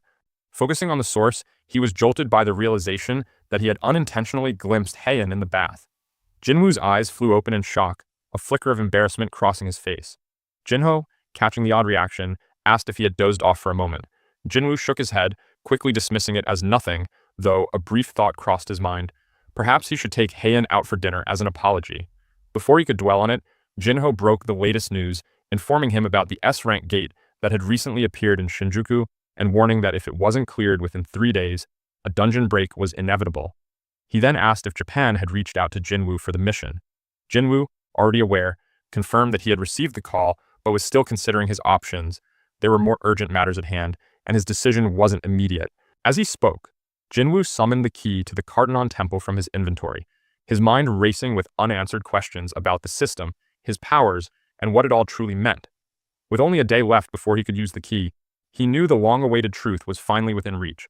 Pushing the thought aside, he turned to Jinho, reminding him that if he was done eating, they still had work to do. Jinho, lifting his backpack, nodded enthusiastically and followed Jinwoo deeper into the dungeon. The next morning, Jinwoo was ready in his hunter gear to head out of his apartment. His mother glanced at him over her shoulder, concern evident in her eyes as she asked if there was anything she needed to worry about. Jinwoo quickly reassured her, telling her it was just an appointment and promising to return soon before stepping outside. As he walked, he summoned the black key once again, watching as a notification popped up, revealing the location where the key could be used. The moment he had been waiting for had finally arrived. Meanwhile, at Jinna's high school, a group of Hunter Association employees stood near another gate that had appeared in the exact same spot again. Jinwoo, cloaked in stealth, approached quietly, unnoticed at first. One of the employees moved to stop him, but he calmly lowered his hood, revealing his identity. The female employee, the same one he recognized from the Red Gate incident, looked surprised as she informed him the gate had been open for 3 days. Jinwoo's jaw tightened. The system had played him this time. He had assumed the location of the gate would only be disclosed today, but instead, it had already spawned days prior.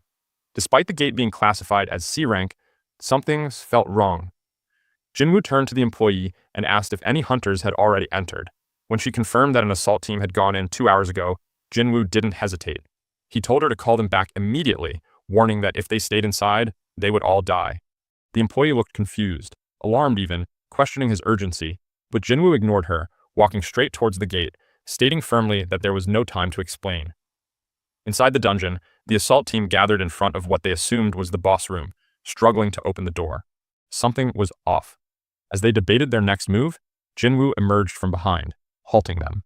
His sudden appearance startled the group, who barely had time to register his presence before he stated that he was the survivor of the double dungeon and warned them of the danger they were in. The assault team exchanged bewildered glances, trying to process his words. Still, Jinwoo advised them to leave immediately, declaring that from here on, he would take care of the gate. Ignoring their murmurs of disbelief, Jinwoo stepped forward and examined the stone door blocking their path. It refused to budge. As he inspected it further, a notification appeared, informing him that the gate to the Cartenon Temple was locked and required the key to open. Summoning the key one last time, He pressed it into the stone, and with a heavy creak, the door began to open. The assault team stood frozen, stunned by how easily Jinwoo had accomplished what they couldn't. Just as he was about to enter, one of the group members stepped forward, reminding Jinwoo that the Dragon Guild had purchased the raid permit for this dungeon. Despite him being an S rank, they argued, he had no authority to take over. More voices joined in from behind, echoing their guildmates' concerns. Jinwoo listened silently, watching their anxious expressions. He knew convincing them otherwise would be difficult, so he simply gave them a choice. He wouldn't stop anyone from entering the gate if they wished to go forward. One hunter, emboldened by the challenge, stepped past him and crossed the threshold. A notification flashed instantly. Access denied to individuals who do not possess the key. The words had barely registered before a monstrous doorkeeper swung its massive sword down, aiming straight for the hunter's head. Jinwoo moved in an instant, yanking the hunter back just in time, as the sword smashed into the stone tiles, shattering them. The squad members recoiled in terror, their gazes locking onto the crimson-eyed statue looming before them. Jinwoo turned to the shaken hunter, asking if he still wanted to continue. He explained that every monster in this dungeon was just as dangerous, if not more. The reality of their situation settled over the group like a suffocating weight. Jinwoo turned back to the rest of the assault team, warning them to leave the dungeon immediately and report to the Hunter Association that a double dungeon had appeared. Then, without waiting for their response, he stepped into the eerie chamber. A notification flashed. One who possesses the key has entered. The door slammed shut behind him, sealing the assault team outside. In Japan, the Russian S-rank hunter, Yuri Orlov's plane, finally arrived at the airport.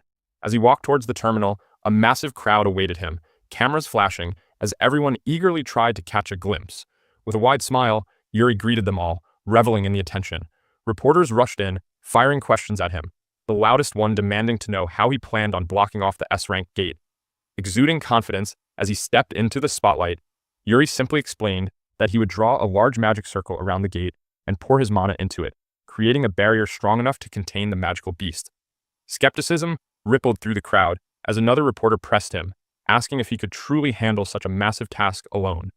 With a calm shrug, Yuri clarified that sustaining a barrier indefinitely by himself was beyond even his capabilities, but his magic circle had a solution. It would draw mana from its surroundings. By setting up large quantities of mana crystals around Tokyo, he assured, the circle would steadily absorb energy, strengthening over time.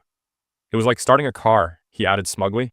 Once the engine was running, it would build up power on its own, transforming into an unbreakable wall. Lifting his chin, Yuri then made his bold declaration, reminding everyone that he was about to save their lives and that they should remember his name for it. Chairman Go Gun-hee watched the telecast unfold from his office, his fingers steepled as doubt lingered in his eyes. Yuri's confidence was undeniable, but the chairman wasn't entirely convinced of his ability to seal off such a powerful gate. If he failed, the consequences would be catastrophic, and Japan couldn't afford to gamble on empty promises. Turning to Jinchul, Chairman Go shifted the conversation, asking about Jinwoo's recent activities. Jinchul, prepared, handed over a list, explaining that Jinwoo had been keeping busy raiding gates in the capital. A chuckle escaped the chairman as he scanned the reports. He was amused by the sheer power of a one-man guild rivaling major organizations. It was nothing short of fascinating. Their discussion was cut short as Jinchul's phone buzzed. Seeking permission to step outside, he left the office to answer the call. As he listened, his usual composed expression faltered, his grip on the phone tightening. The caller's voice relayed urgent news. Another gate had opened at Jinna's school. But it wasn't just any gate. A double dungeon had been discovered inside. A panic surged through the Hunter Association, but Jinwoo remained undaunted as he stepped into the Cartanon Temple. The torches along the walls ignited upon his arrival, casting eerie shadows across the vast chamber. His eyes swept across the familiar sight. Towering statues lined the walls, their frozen gazes fixed forward, while at the far end of the hall, the largest of them all loomed on a stone throne, watching in silent judgment. Everything looked exactly as he remembered, yet something felt different. The stillness of the temple no longer unsettled him. It beckoned, whispering to a deeper understanding within him. He could sense it now, something he hadn't grasped before. These statues, these ominous figures that once struck fear into him, were neither living creatures nor magic beasts. They were mere puppets, empty husks tethered to a greater force. Jinwoo's sharp instincts latched onto the single presence in the room, something that concealed its monstrous nature beneath layers of stillness. His gaze locked onto one particular statue, its aura betraying it. Slowly he advanced, his voice cutting through the silence as he demanded to know if it was the one orchestrating everything. There was no response. The statue remained motionless. Irritation flickered across Jinwoo's face as he took another step closer. He knew it was there, knew it was watching him. His voice was cold now, sharper, as he questioned why it was refusing to answer. He was now face to face with the towering stone figure, a hooded angel with 6 wings, its hands clasping a massive stone tablet. Finally, its eyes flickered to life, glowing an ominous red as a slow smile crept across its face. A voice filled the chamber, welcoming Jinwoo with a chilling certainty. At last, he had arrived. A powerful rumble echoed through the chamber as the angelic statue unfurled its massive wings, sending a gust of wind sweeping across the temple. Dust and debris swirled in the air, but Jinwoo stood firm, his gaze locked on the being before him.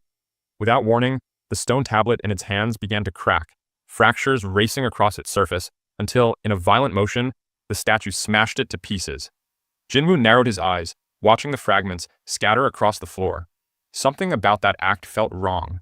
Muttering that maybe the commandments inscribed on it never really mattered in the first place, he took a step forward. The statue's lips curled into a knowing grin as it admitted that once they held meaning, but no longer. Jinwoo's expression darkened. So it was the one who had brought him here. The realization settled in, and he demanded confirmation. The chilling chuckle that followed made his skin crawl as the statue finally admitted that yes, it had called him to this place. Jinwoo's stance remained firm as he questioned further, asking if it was a monster, but the statue simply clapped its hands, dismissing the question entirely. Instead of asking about its identity, it told him he should be questioning his own. The weight of those words pressed against him, but before he could dwell on them, movement flickered at the edges of his vision. The towering stone figures that lined the chamber, once frozen in place, were now shifting. The air grew thick with an oppressive force as the angelic statue declared the beginning of his final test, promising that if he remained standing by the end, he would be given the truth as a reward. Jinwoo's instincts flared. Reaching for his shadow soldiers, he prepared to summon them, only for the statue to snap its fingers. A notification appeared in his vision, restricting all job-exclusive skills. Jinwoo grit his teeth, understanding the message. This was a test for him alone. The statue watched him with amusement, reminding him that it was only interested in his strength, not that of his soldiers. Before Jinwoo could respond, a massive stone figure lunged at him, its sword slicing through the air. His instinct screamed. Then it hit him. His inventory was still accessible. Without hesitation, he caught the descending blade with his bare hands, his grip tightening as cracks formed along its surface. With a sharp motion, he snapped it in two. Wasting no time, he grabbed one of the broken shards and hurled it forward. The jagged piece whistled through the air before piercing deep into the temple of the stone figure. But he wasn't finished. Leaping into the air, he twisted mid-motion and kicked the shard even deeper, shattering the figure's head entirely. Another statue advanced, an axe raised high. Jinwoo met its strike head-on, his daggers flashing as he deflected the crushing blow. Without hesitation, he countered, his blade slicing clean through the axe handle before he leaped onto the figure's shoulders, his weapons carving through stone as he crushed its skull with a precise, devastating strike. Before he could land, an archer statue had already drawn its bow. The arrow tore through the air, but Jinwoo moved faster. His dagger sliced the projectile in two mid-air. Without missing a beat, he kicked one of the broken halves with lethal force, sending it flying back toward its source. The makeshift projectile struck the archer's head, shattering it instantly. Jinwoo didn't stop. His movements were fluid, calculated. He dodged, struck, and dismantled the statues one by one, their once overwhelming speed now nothing more than sluggish movements in his eyes. Every attack that once seemed unavoidable was now predictable. His heart surged with anticipation. This was the battle he had been waiting for. Across the chamber, the angelic statue trembled in delight. Watching Jinwoo carve through the stone figures with ruthless efficiency, it marveled at his growth, at the sheer power he had attained. This was beyond what it had expected. Jinwoo, however, paid it no mind. He was focused solely on the enemies before him. His daggers clashed against stone as he tore through them, their relentless assault becoming less of a challenge with every second that passed. But the angelic statue was not done. A deep, guttural rumble shook the temple, forcing Jinwoo's eyes toward the far end of the hall. The colossal figure seated on the throne, which had remained motionless all this time, was finally stirring. Slowly, it gripped the armrests of its massive seat and rose, the sheer weight of its presence making the ground tremble. Each step it took sent violent tremors through the chamber, the very air seeming to bow to its overwhelming power. Then, Its glowing red eyes snapped open. From its perch, the angelic statue let out a delighted laugh.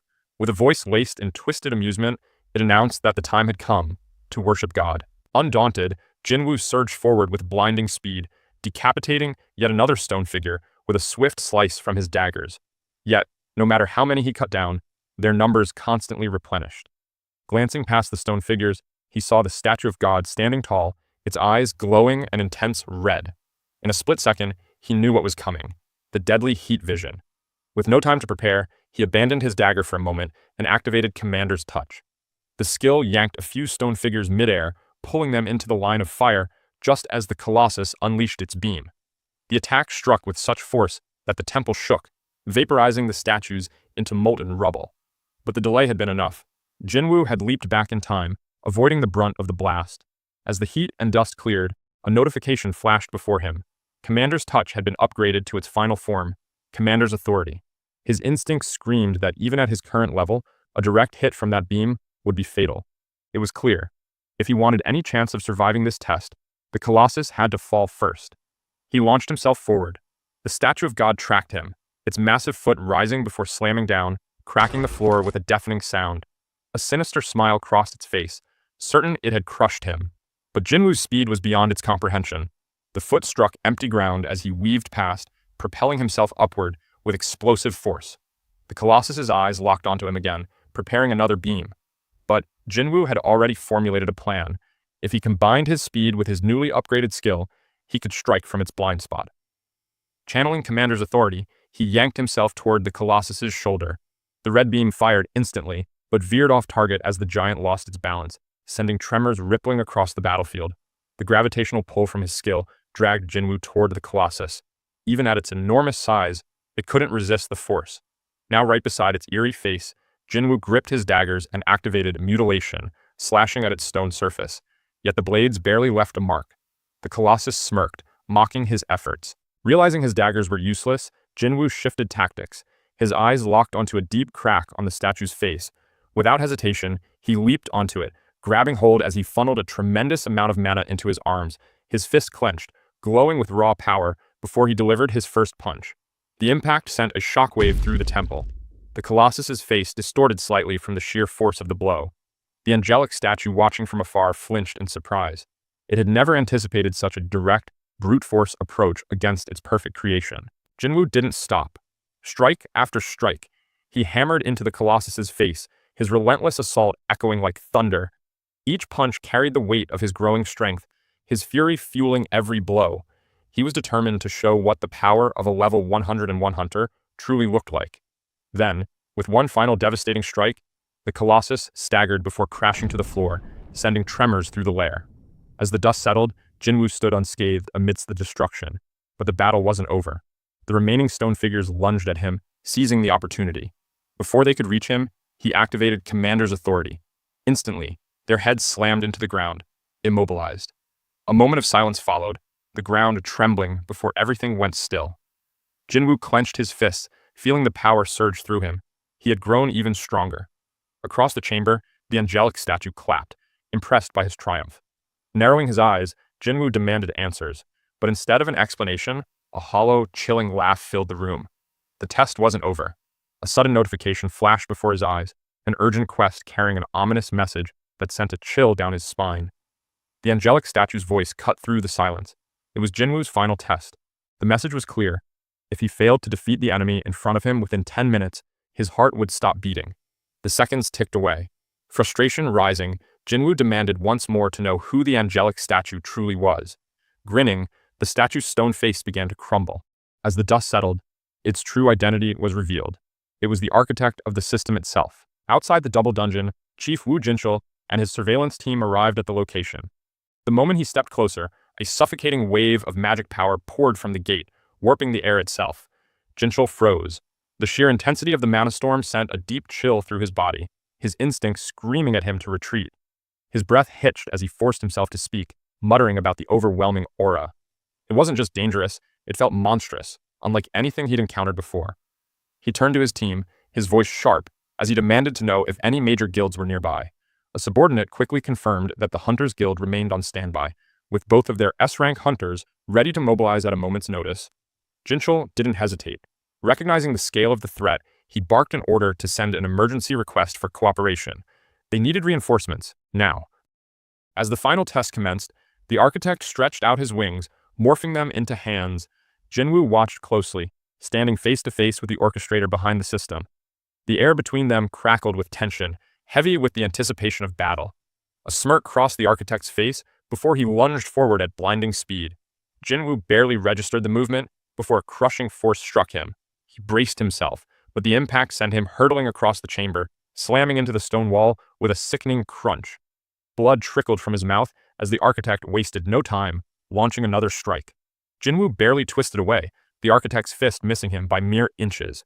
Jinwoo hardly had time to breathe before a relentless barrage of attacks rained down upon him. The sheer force of the blows shattered the floor, while the architect grinned, reveling in the onslaught. Yet, even as the architect pressed its advantage, Jinwoo adapted. His hands moved with blinding speed, blocking, deflecting, and countering. His sharp gaze locked onto his foe, unwavering even in the midst of overwhelming aggression. The architect's expression flickered with surprise. Jinwoo was exceeding expectations. Then, suddenly, a brutal jab crashed into Jinwoo's jaw, snapping his head back. The architect prepared to follow up, convinced he had him on the ropes, but fiery determination ignited in Jinwoo's eyes. With all his strength, he countered with a devastating punch to the architect's face, blasting him backward. The architect recovered swiftly, landing gracefully, yet something had changed. A slow grin spread across his face. He was amused. For the first time in his existence, the architect had encountered a human who could truly stand against him. Blood dripped into Jinwoo's eye, partially obscuring his vision, but his thoughts remained razor-sharp. The architect had summoned him here as soon as he reached level 101, assuming he wouldn't be a match, but Jinwoo knew otherwise. He had the power to take the architect down. Determined, Jinwoo pressed for answers, demanding to know why the architect had created the system and why he had been chosen as its player. The architect, intrigued by Jinwoo's defiance, moved swiftly to strike again. Realizing close combat put him at a disadvantage, Jinwoo backed away, activating Commander's authority to launch a counterattack, but his assault met an unexpected resistance. The architect wielded the very same skill. Their powers clashed midair, gravitational force tearing through the battlefield, shattering the ground beneath them. Jinwoo's eyes widened as he realized that the architect could use the same abilities as him. That meant long-range attacks were futile. He needed a new strategy. The architect, now with all 8 arms outstretched, spoke with eerie finality, asserting that his own demise would make no difference, that the outcome had already been decided. Suddenly, weapons scattered across the chamber trembled, rising into the air. An ominous energy crackled around them as they floated toward the architect, aligning perfectly in his grasp. As each of his 8 hands gripped a different weapon, the architect stated that the answers Jinwoo sought had been predetermined from the very beginning, and that, no matter what, he would come to know the truth. Jinwoo tightened his grip on his daggers, demanding to know how the architect had created such a powerful system and how he had gained such immense abilities. The architect, now brandishing his weapons, stated that he had never chosen Jinwoo in the first place. In fact, he had opposed the idea entirely. He was merely the designer and overseer of the player breeding system. Less than 7 minutes remained. Time was slipping away, and Jinwoo knew he had no choice but to end this now.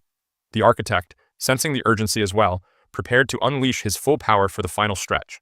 In a blur, he soared into the air before crashing down in front of Jinwoo with a force that shook the ground. Armed with 8 different weapons, the architect unleashed a relentless flurry of attacks. Each strike sent shockwaves through the chamber, the deafening impact echoing as blades and hammers tore into the ground and walls around Jinwoo. Yet amid the chaos, something within Jinwoo shifted.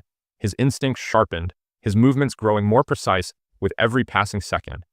Even with one eye impaired by blood, he saw the patterns, reading the attacks before they landed. The architect moved with incredible speed, but Jinwoo, despite the storm of attacks surrounding him, weaved through the barrage with an uncanny ease. The architect was taken aback. He had unleashed his full force, yet Jinwoo was not only blocking his blows, but also counterattacking with relentless precision. With every passing moment, Jinwoo's speed increased, his strikes sharper, his movements more fluid. Before the architect could even comprehend what was happening, Jinwoo's blade sliced through the air, severing one of his arms in a clean, merciless strike. The architect staggered back, a pained groan escaping his lips. He couldn't believe it. Jinwoo had managed to wound him, even though he resided within a mere imitation of a body. His eyes narrowed as he studied the hunter, realization dawning upon him. Within Jinwoo, there existed a fragment of something far greater, something that allowed him to stand against forces beyond human comprehension. Yet Jinwoo remained calm, his unwavering gaze locked onto his opponent. The architect, filled with rage and disbelief, let out a furious bellow. He couldn't fathom how a human could defy him in such a way. In desperation, he summoned the remaining stone figures to attack. Even those with shattered heads and broken limbs began to rise, their fractured forms obeying his will. Time was running out. Just over 3 minutes remained. Wasting no time, Jinwoo leaped forward and activated his skill Commander's Authority once again. Landing in the midst of the statues, he sent them flying backward. Then, he dashed through the chaos, narrowly avoiding the massive fist of the Colossus before cutting down another stone figure with a swift slash of his daggers. The gap between him and the architect was closing rapidly. In a blur of motion, Jinwoo's blade struck again, severing another arm from the architect, making him roar in fury. Desperate, the architect swung his sword with full force, the blade barely grazing Jinwoo. Before Jinwoo could regain his footing, another devastating impact slammed into his back.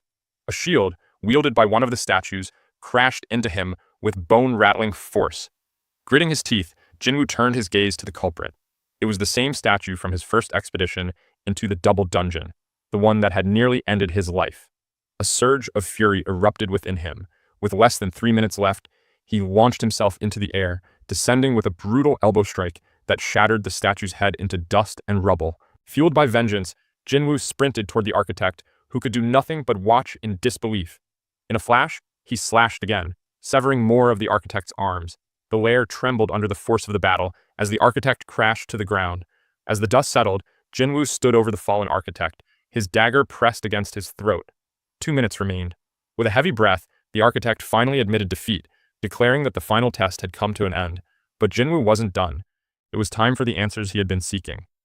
The architect, however, merely lifted a trembling finger and pointed directly at Jinwoo, stating that everything he had been searching for was already within him.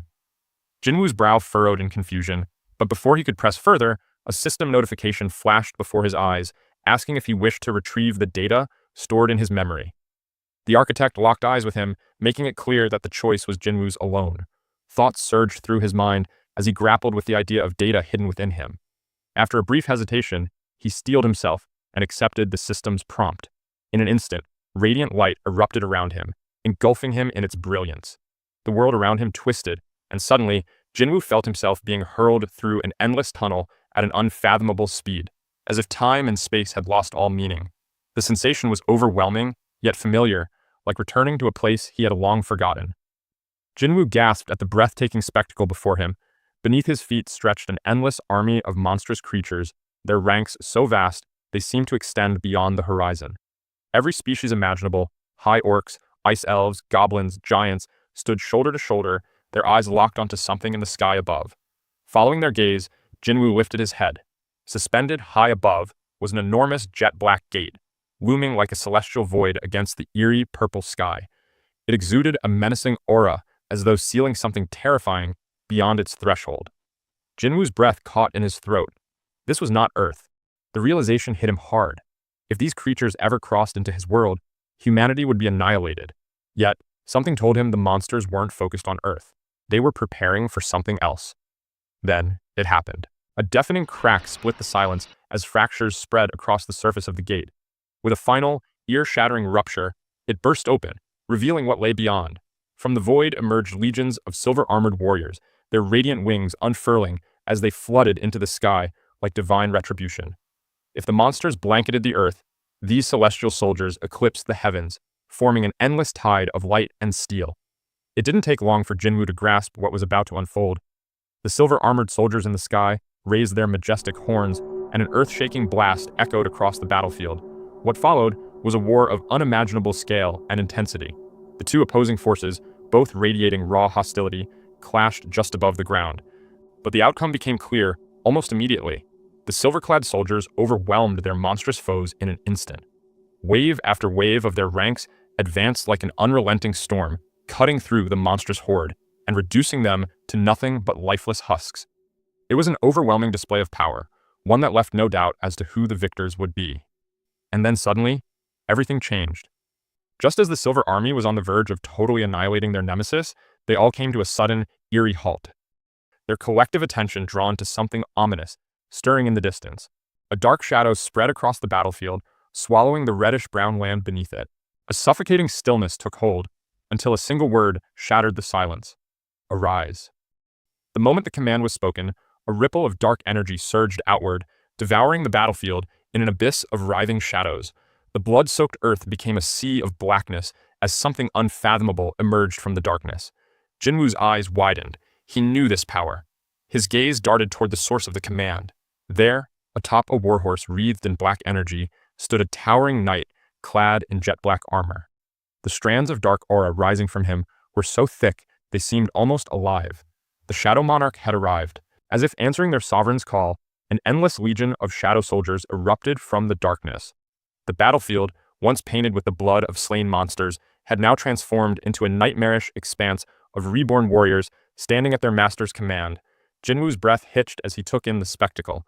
The sheer magnitude of the Shadow Monarch's power, his ability to summon an infinite army, left him awestruck. Compared to this force, even his own skills seemed insignificant. And then, with a flash of silver, the battle resumed. The silver-armored soldiers descended upon the shadow soldiers like lightning, clashing with newfound ferocity. But this time, they did not cut through their enemies as effortlessly as before. The battlefield erupted into chaos once more, the two armies now evenly matched. Explosions ripped through the air, the ground cracked under the relentless force of battle, and the very atmosphere quivered under the weight of the war. What had once been a one-sided slaughter had transformed into an apocalyptic showdown, all because of the arrival of a single, all-powerful being. The flow of the war shifted instantly when the Shadow Monarch entered the fray. The battlefield, once dominated by the radiant silver-armored soldiers of the sky, now quaked under the force of a singular presence. The black horse carrying the monarch thundered forward, its hooves shattering the blood-stained ground beneath it. With each sweep of his sword, thousands of enemy troops fell, their bodies dissolving into darkness.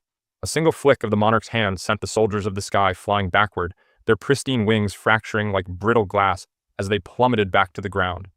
Jinwoo, watching through the monarch's eyes, immediately recognized the technique, commander's authority. It was a power he himself possessed, but never had he seen it wielded with such devastating efficiency. The Shadow Monarch carved a path of destruction, sweeping through the battlefield like an unrelenting storm. For the first time since the war began, the Silver Army faltered. Yet just as the Shadow soldiers began to gain ground, an ominous wind howled across the battlefield. The monarch paused, turning his gaze away from the battle. Jinwoo, still bound to his vision, followed suit. In the distance, two colossal gates materialized, their sheer size rivaling those suspended in the sky.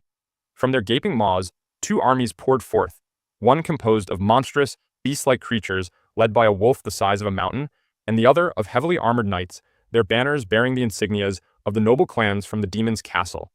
Among them, Jinwoo spotted the familiar crest of Ezel's clan. The battlefield, already drenched in carnage, now teetered on the brink of further chaos. The new arrivals wasted no time, encircling the Shadow Monarch's forces. Jinwoo's confusion deepened. Why had the demons joined this fight? They had no stake in this war between the Silver Soldiers and the monstrous horde. What did they stand to gain? Before he could make sense of it, the demons and beasts charged. The Shadow Soldiers, unyielding as ever, fought back. But for every soldier they lost, the enemy's numbers seemed endless. Jinwoo's mind raced. Was the Shadow Monarch not on the same side as these creatures? Or was this a betrayal from within? The battlefield descended into further ruin, the ground torn asunder by battle. The monarch, now without his mount, stood firm at the heart of the chaos. His dark armor gleamed under the eerie light as he finally reached his true opponent, a lone demon slumped against a jagged rock formation, breathless and battered. Though the demon's face remained obscured by its helmet, the Shadow Monarch's piercing gaze revealed his recognition. He demanded an answer, his voice cold, asking why he had been betrayed. Why, when they could have ended the war together, the demon had chosen this path. The demon trembled, but slowly lifted its head. In a weak yet unwavering tone, it responded that it was a shame they couldn't end him instead. The monarch's expression hardened, his hand extended, dark energy surging forth as the demon was pulled toward him, his throat clenched in an unyielding grip. The metal of the demon's armor groaned under the pressure, but still, he spoke. Even as his breath waned, his words did not falter. Then, with a final mocking laugh, the demon uttered something in a language long forgotten. The monarch's grip tightened. His thumb crushed into the demon's throat with a sickening crunch. That was precisely the moment when the Shadow Monarch's gaze locked with the demon's eyes, glaring back from within the helm. Jinwoo, still witnessing through the monarch's perspective, recognized that seething rage. Startled by the realization, he let go of the demon's lifeless body, which crashed to the ground with a heavy thud. His gaze drifted to the fallen demon. Hesitantly, he stepped forward and removed the battered helmet. The metal clattered to the ground, revealing a face he had seen once before, on the top floor of the demon's castle. It was Baran, the Demon King. Jinwoo's breath hitched. His mind reeled. But before he could fully process the revelation, another realization struck him like a thunderbolt. He looked down at himself, at the armor now clad over his form. It wasn't his own. From an unknown moment in time, he had taken control of the Shadow Monarch's body. His heartbeat quickened, each thud echoing louder than the last, pounding against his ribs like war drums. As his hand moved instinctively to his chest, his fingers trembled. There it was. Not one, but two hearts, pulsing in perfect unison, their rhythm intensifying until it drowned out everything else. Then, as if drawn by an unseen force, his gaze lifted to the sky. Descending from above, their 6 wings spanning wide, were 4 celestial beings, their divine forms shrouded in blinding light. Their presence loomed ominously over Jinwoo, casting a heavy weight on his shoulders. Then, a soft chime echoed in his mind. The system's notification rang out, confirming that the playback of the retrieved data had come to an end. In the meantime, the elite hunters from the Hunters Guild and the Association, led by Choi Jong-in and Woo Jin-chul, arrived at the entrance of the double dungeon gate. As they approached, a thick tension gripped the air. The overwhelming mana that surrounded the place was unlike anything they had encountered before. Among the group, Hunter Cha Hyen observed the eerie surroundings, silently noting that the mana permeating the area didn't belong to Jinwoo. Her curiosity only grew as the team rushed past the massive doorway. Inside, what awaited them was beyond comprehension. Countless shattered stone statues lay strewn across the chamber floor. Their remains had piled into small hills. Jinchul's heart began to race wildly as he remembered the testimonies of survivors from the previous double dungeon incident. Everything they had described was real. The statue of God, the stone figures, all of it. As they took in the ruinous sight, a deep, booming voice echoed around them. The architect had risen. Tattered wings hung behind him, and only one of his arms remained. His glowing eyes swept across the intruders with disdain as he muttered menacingly that he hadn't invited any humans here. The hunters were stunned to hear a monster speaking their language, but the architect raised a finger to his lips and silenced them, warning them not to disturb the king's slumber.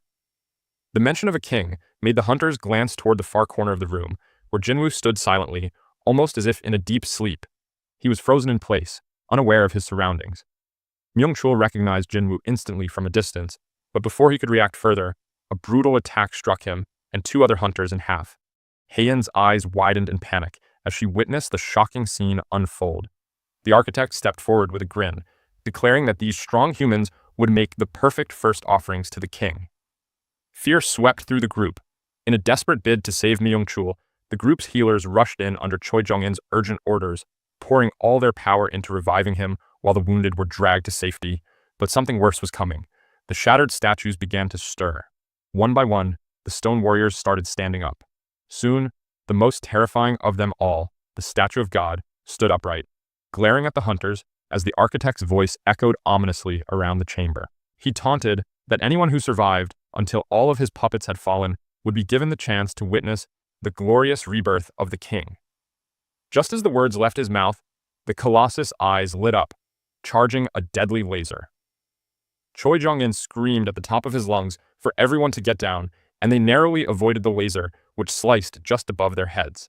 Then, skidding past the Colossus, Jong-in unleashed a powerful fire spell, engulfing the towering stone figure in flames. The explosion rocked the chamber, momentarily distracting their enemies. Jinchul seized the moment and hurled himself forward, winding up a crushing punch. His gauntlet connected with one of the statues, delivering a thunderous impact, but the figure didn't even crack. It was tougher than anything he'd ever faced. Before he could react, a shockwave blasted him across the room. Jong-in screamed again, warning Jinchul that the statues were highly resistant to physical attacks and spells. Other guild members quickly confirmed this, as their attacks had no effect. The statues remained completely unfazed. Quickly assessing the situation, Jong-in realized they were running out of options. His eyes locked onto Jinwoo, knowing their only hope lay in waking him. Taking a drastic measure, he fired a fireball directly at Jinwoo, hoping it might break whatever trance he was trapped in. But to his surprise, the architect suddenly stepped in front of the projectile and absorbed the explosion with his own body. Enraged that someone dared interrupt the king's slumber, the architect lunged at full speed toward Zhong-in, aiming to strike him down. Before the attack could land, 3 hunters rushed past and intercepted the blow, blocking the architect's assault with sheer force. Seeing an opening, Jinchul urgently instructed Haiyan to wake Jinwu while the rest of the team handled the chaos. Understanding the gravity of the situation, Haiyan sprinted toward Jinwu, who still stood motionless, caught in a deep and unbreakable sleep. But before she could reach him, the architect stepped into her path, blocking her way. Amused by Haiyan's determination, he taunted her to push beyond her limits, prompting her to launch into her most powerful skill, sword dance. The architect seemed delighted, easily blocking her flurry of attacks without breaking a sweat. Haiyan struggled to keep pace with his speed until a strike sliced through her arm, drawing a scream of pain. Unimpressed, the architect smirked and boasted about the system he built, one that could predict and respond to every possible outcome. He mocked the hunters, claiming none of them were capable of breaching his creations. He hadn't even finished his taunt when a fireball blasted across his face. Zhong-in, exhausted but resolute, reminded everyone that their goal was to wake up Sung Jinwu. Despite her injured arm, Haiyan launched forward again. The architect extended his arm, trying to grab her, then swung his sword with devastating force.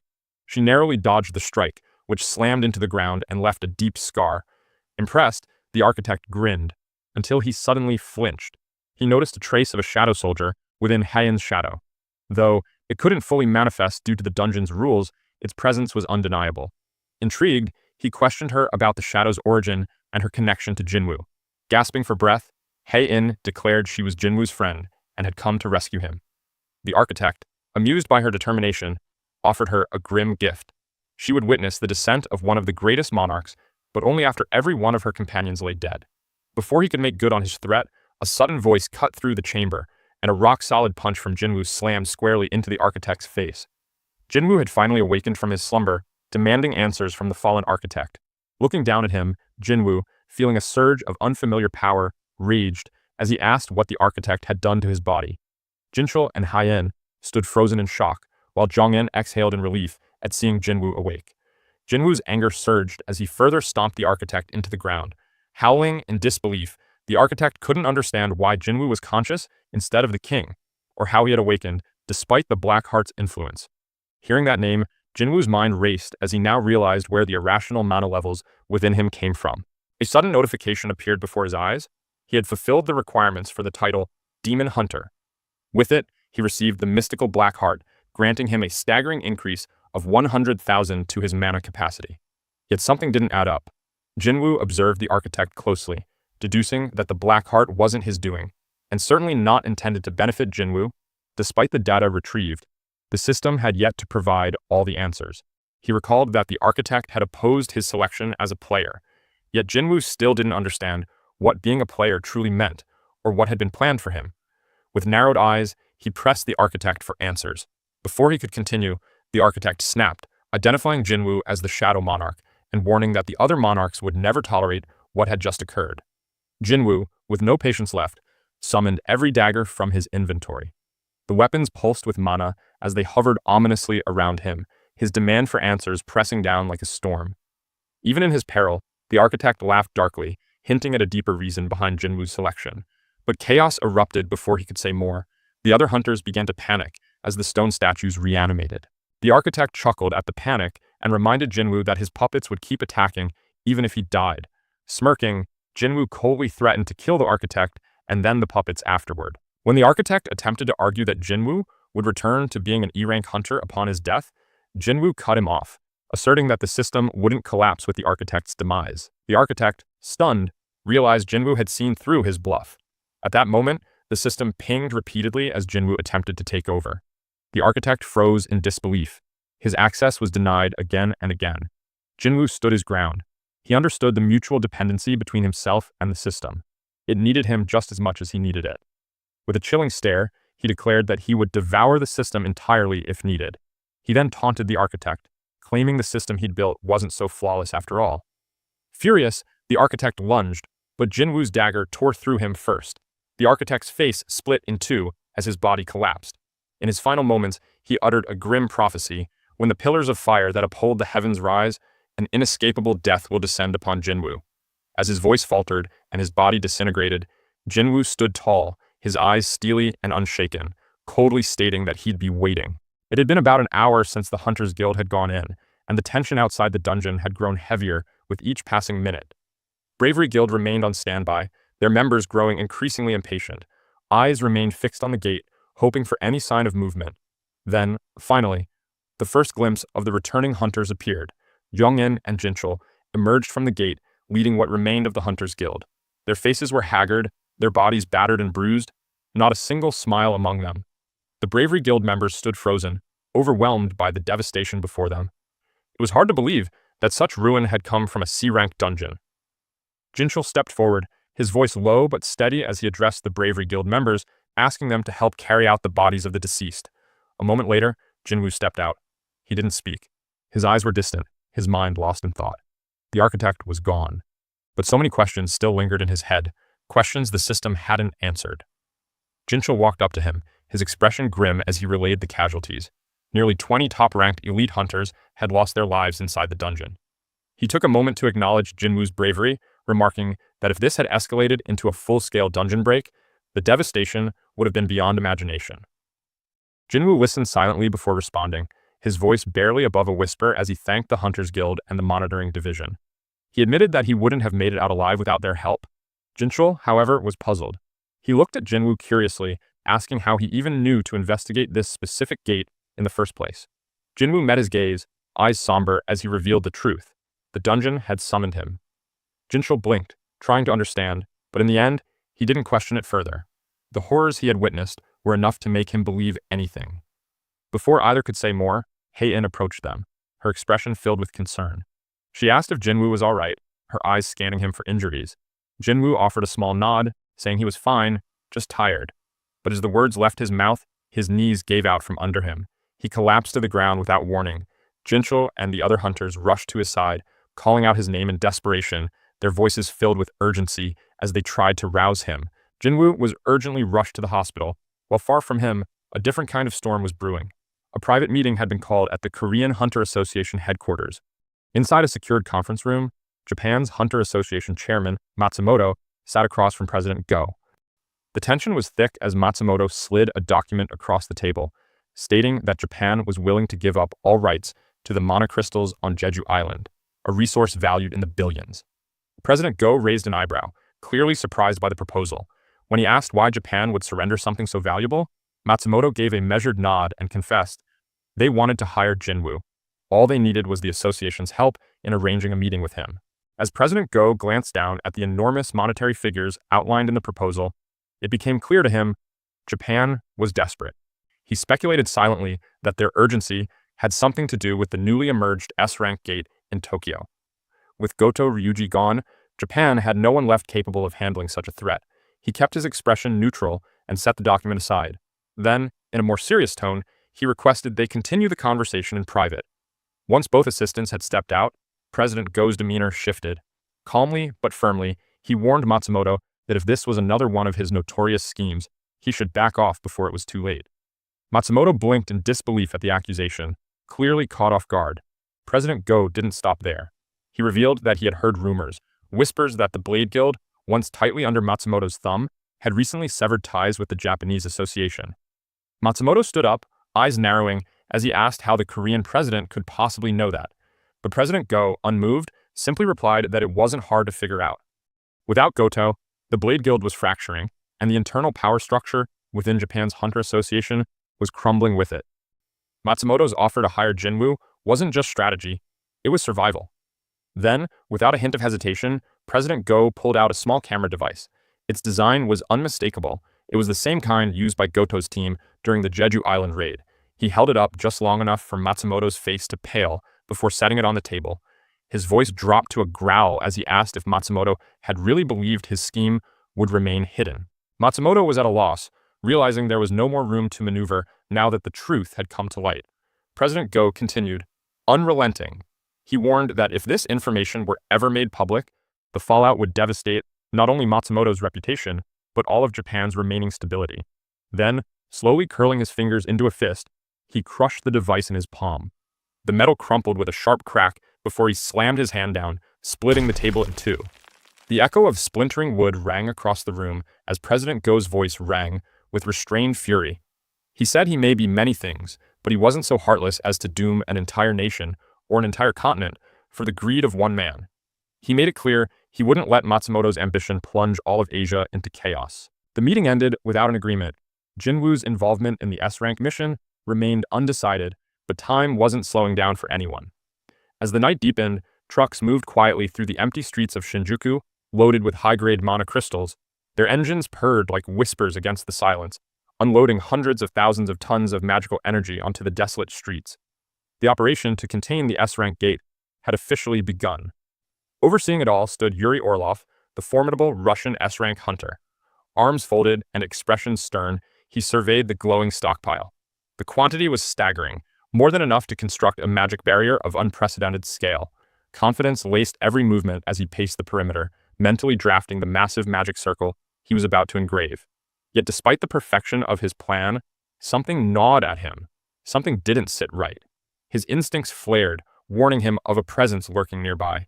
He narrowed his eyes, scanning the shadowed streets in search of the disturbance. Without missing a beat, he called out, demanding that whoever was hiding reveal themselves. But the silence that followed only deepened the tension. The Japanese personnel standing nearby exchanged confused looks. He finally muttered that it was probably just nerves.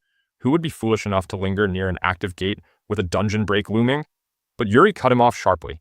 He clarified that he never said it was a person he sensed. What he felt was different. Something far beyond mere human presence. Something unnatural. And indeed, from atop a high-rise across the district, a hooded figure stood motionless. His gaze was locked on Yuri, eyes half hidden beneath the shadow of his hood. It was Song Il-hwan. He watched the preparations unfold, knowing full well that everything was falling into place, just as it had been destined. The tragedy that had been set in motion was finally beginning to unfold. Back on the ground, the air around the gate had grown dense, humming with volatile energy. The Blade Guild's S-rank hunters stood at attention, weapons ready, nerves taut. They were strong, but even they knew they were facing something far worse than anything they'd seen. Meanwhile, the man at the center of the mission, Yuri, brimmed with confidence. If everything followed his plan, he was certain he could handle the S-rank gate alone. He pictured himself going down in history as the hunter who cleared it single-handedly. Still, in the back of his mind, he acknowledged there was someone even more worthy of that recognition. Smirking, he brushed the thought aside and casually took a sip from his flask, asking how many S-rank hunters were currently on standby. The personnel informed him there were only 15 S-rank hunters on standby, hardly the crowd Yuri had hoped for to witness the spectacle he was about to deliver. With mild curiosity, he asked whether the United States had dispatched any of their elite hunters to support Japan, but the response was clear. A new S-rank gate had opened in Maryland, with similar occurrences in England and India, leaving their top hunters stationed in their own countries. Just as their conversation continued, the personnel's expression shifted. His eyes widened in terror as he noticed something horrifying unfolding right in front of him. The dark barrier at the gate's entrance began to dissolve, cracking apart like shattered glass. An ominous silence fell over the area as hunters and military personnel turned their eyes toward the gate, only to freeze in place. What they saw defied their expectations, an unimaginable threat spilling into their world. A thunderous tremor rolled through the earth, followed by a heavy thump that shook the ground. And then came the monsters. They emerged one after another. These were no ordinary creatures. They were giants. The S-rank gate had opened. Jinwoo's eyes shot open as he jolted upright, his breath uneven and his mind racing. He looked around, disoriented, trying to make sense of where he was. The sterile white walls and the faint beeping beside him told him everything he needed to know. He was in a hospital. But how? He couldn't remember collapsing, let alone being brought here. The door creaked open, and Jinho stepped in. Relief flooded his face the moment their eyes met.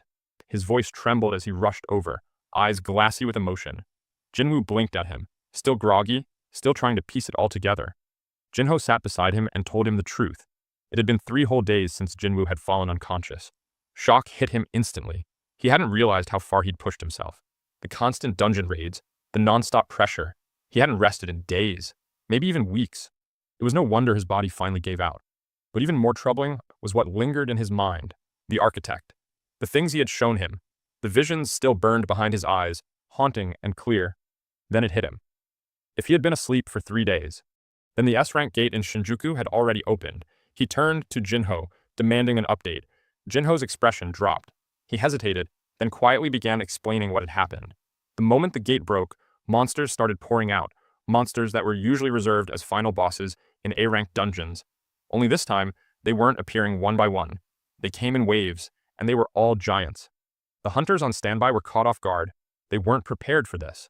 Fear gripped them as the first giant stomped through, each step shaking the earth beneath them. But in the middle of that chaos, Yuri Orlov stood calm, as if nothing fazed him. He took a sip from his flask, tossed it aside, and activated the magic circle he had prepared. With hundreds of thousands of tons of mana crystals surrounding the area, a massive barrier surged to life. A powerful wall of magic locked the gate, blocking the giants from advancing any further. The air vibrated as energy surged through the circle, forming a protective dome invisible to the eye, but impossible to pass. The giants didn't understand what they were up against. They charged, slamming their bodies into the barrier with brutal force, but it held strong, just as Yuri had planned. He watched them with a smug grin, confident in his magic, confident in himself. Nothing was getting through. But then, everything changed. Something far bigger pushed through the gate. A giant, so massive it dwarfed the rest, emerged from the shadows. It brushed aside the other giants and stood tall in front of the magic circle. Yuri's grin faded as he looked up at the towering figure. His instincts screamed at him to run, but his body didn't move. The colossal creature pulled out a sword that looked more like a slab of steel, raised it, and in one devastating swing, shattered the barrier. For a split second, Yuri stood frozen, unable to comprehend what had just happened. The impenetrable wall he had created was gone, and he was exposed. Before he could react, another giant's massive hand shot toward him. In a flash, it grabbed him. Yuri opened his mouth to scream, but no sound came. The behemoth raised him into the air, opened its jaws, and swallowed him whole. Just like that, Yuri Orlov was gone, and with him, the only line of defense around the gate. The giants, now unchecked, stormed into the city, their roars echoing through the streets of Tokyo. The raid had failed. As Jinho finished, silence settled over the room.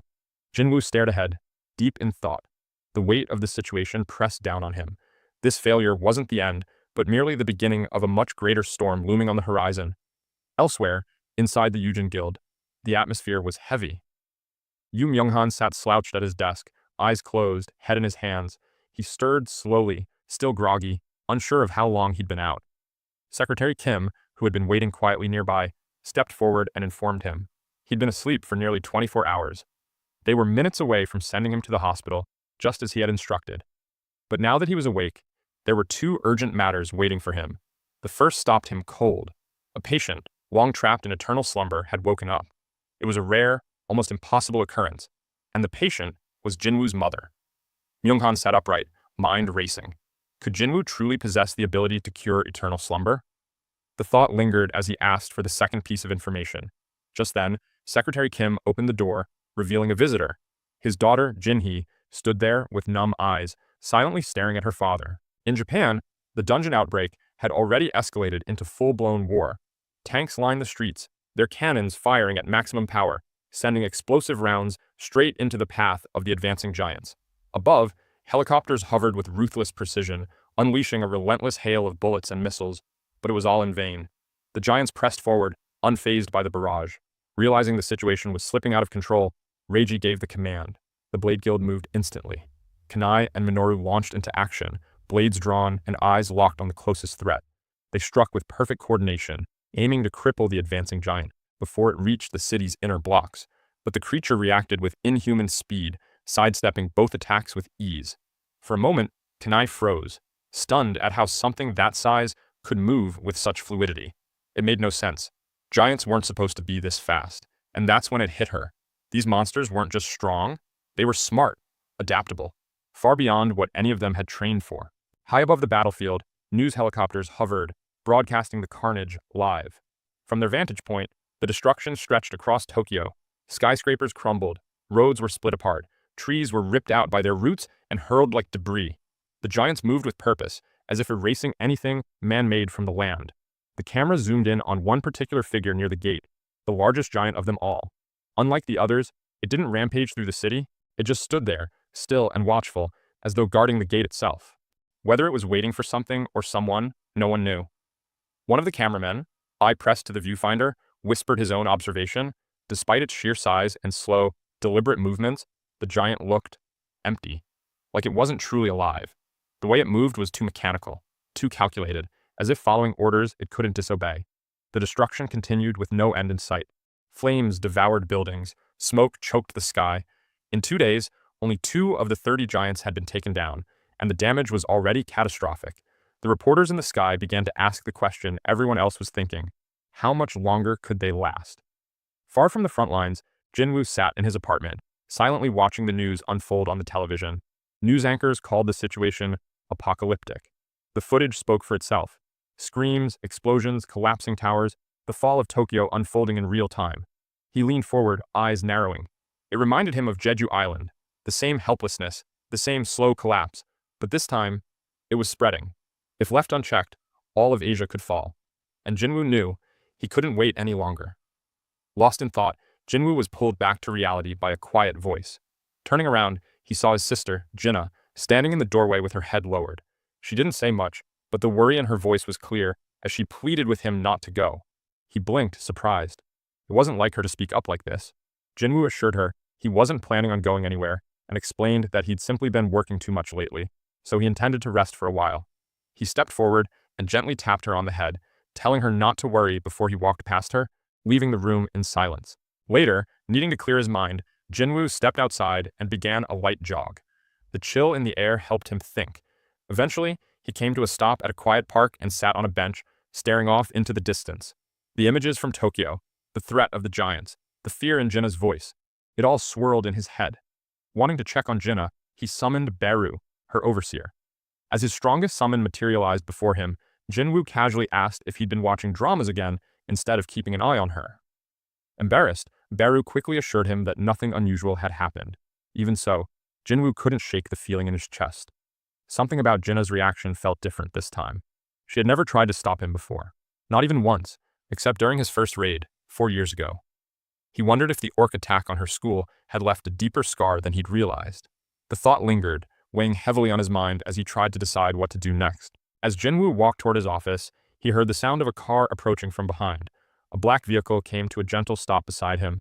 A representative from the Yujin Guild had arrived to pick him up. Without much conversation, he was quietly escorted to Yu Myunghan's office for what seemed to be a private meeting. Jinwoo, curious about the sudden meeting, asked what business Myunghan had with him. The man introduced himself first, his tone direct and formal, before sliding a check across the table toward Jinwoo. It wasn't a bribe or an attempt to buy loyalty, he clarified. It was merely a gesture of sincerity. Jinwoo narrowed his eyes. This wasn't about guild recruitment or some corporate ploy. Whatever this was, it was personal. He asked Myunghan what exactly he wanted, and after a long moment of hesitation, the old man finally spoke. He suffered from the same illness that had once trapped Jinwoo's mother, eternal slumber. The words hit Jinwoo like a jolt.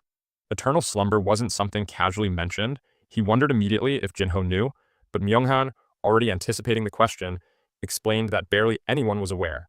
Jinwoo was only the 4th person to know. As realization set in, Myunghan's tone grew heavier. He clasped his hands tightly and confessed that during his desperate search for a cure, he had found only one case where someone had fully recovered. That person, of course, had been Jinwoo's mother. And that, he believed, was no coincidence. He wasn't asking for pity or favors. What he wanted from Jinwoo was the truth, whatever it was that had brought his mother back. And if Jinwoo could offer even the smallest help, Myunghan swore he would never forget it. Jinwoo sat silently for a while, the weight of the request settling in. Then, with a quiet breath, he pushed the check back and offered a calm apology. He didn't believe there was anything he could do. A flicker of desperation cracked through Myunghan's composed expression as he asked again, this time more softly, how his mother had been cured. Jinwoo didn't answer right away. His gaze shifted away as he spoke, saying that if he truly possessed such a secret and intended to use it for gain, he would have already made a move. The fact that he hadn't should speak for itself. That answer left no room for debate.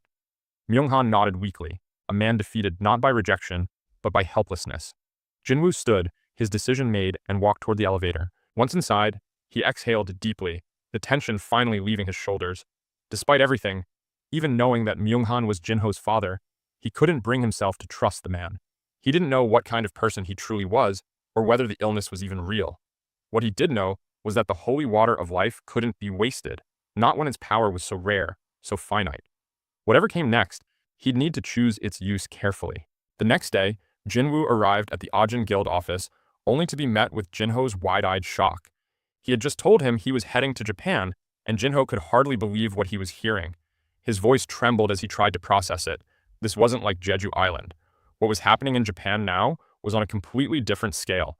But Jinwoo, ever composed, simply said that if they could prevent the disaster, the Ajin Guild's name would be known across the globe. Jinho, after a moment of silence, straightened his back and declared that if Jinwoo was going to Japan, then he would be going too.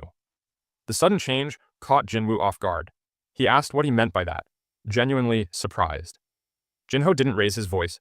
He reached into his bag and pulled out a bundle of old newspaper clippings and printed headlines, each highlighting Jinwoo's feats and accomplishments.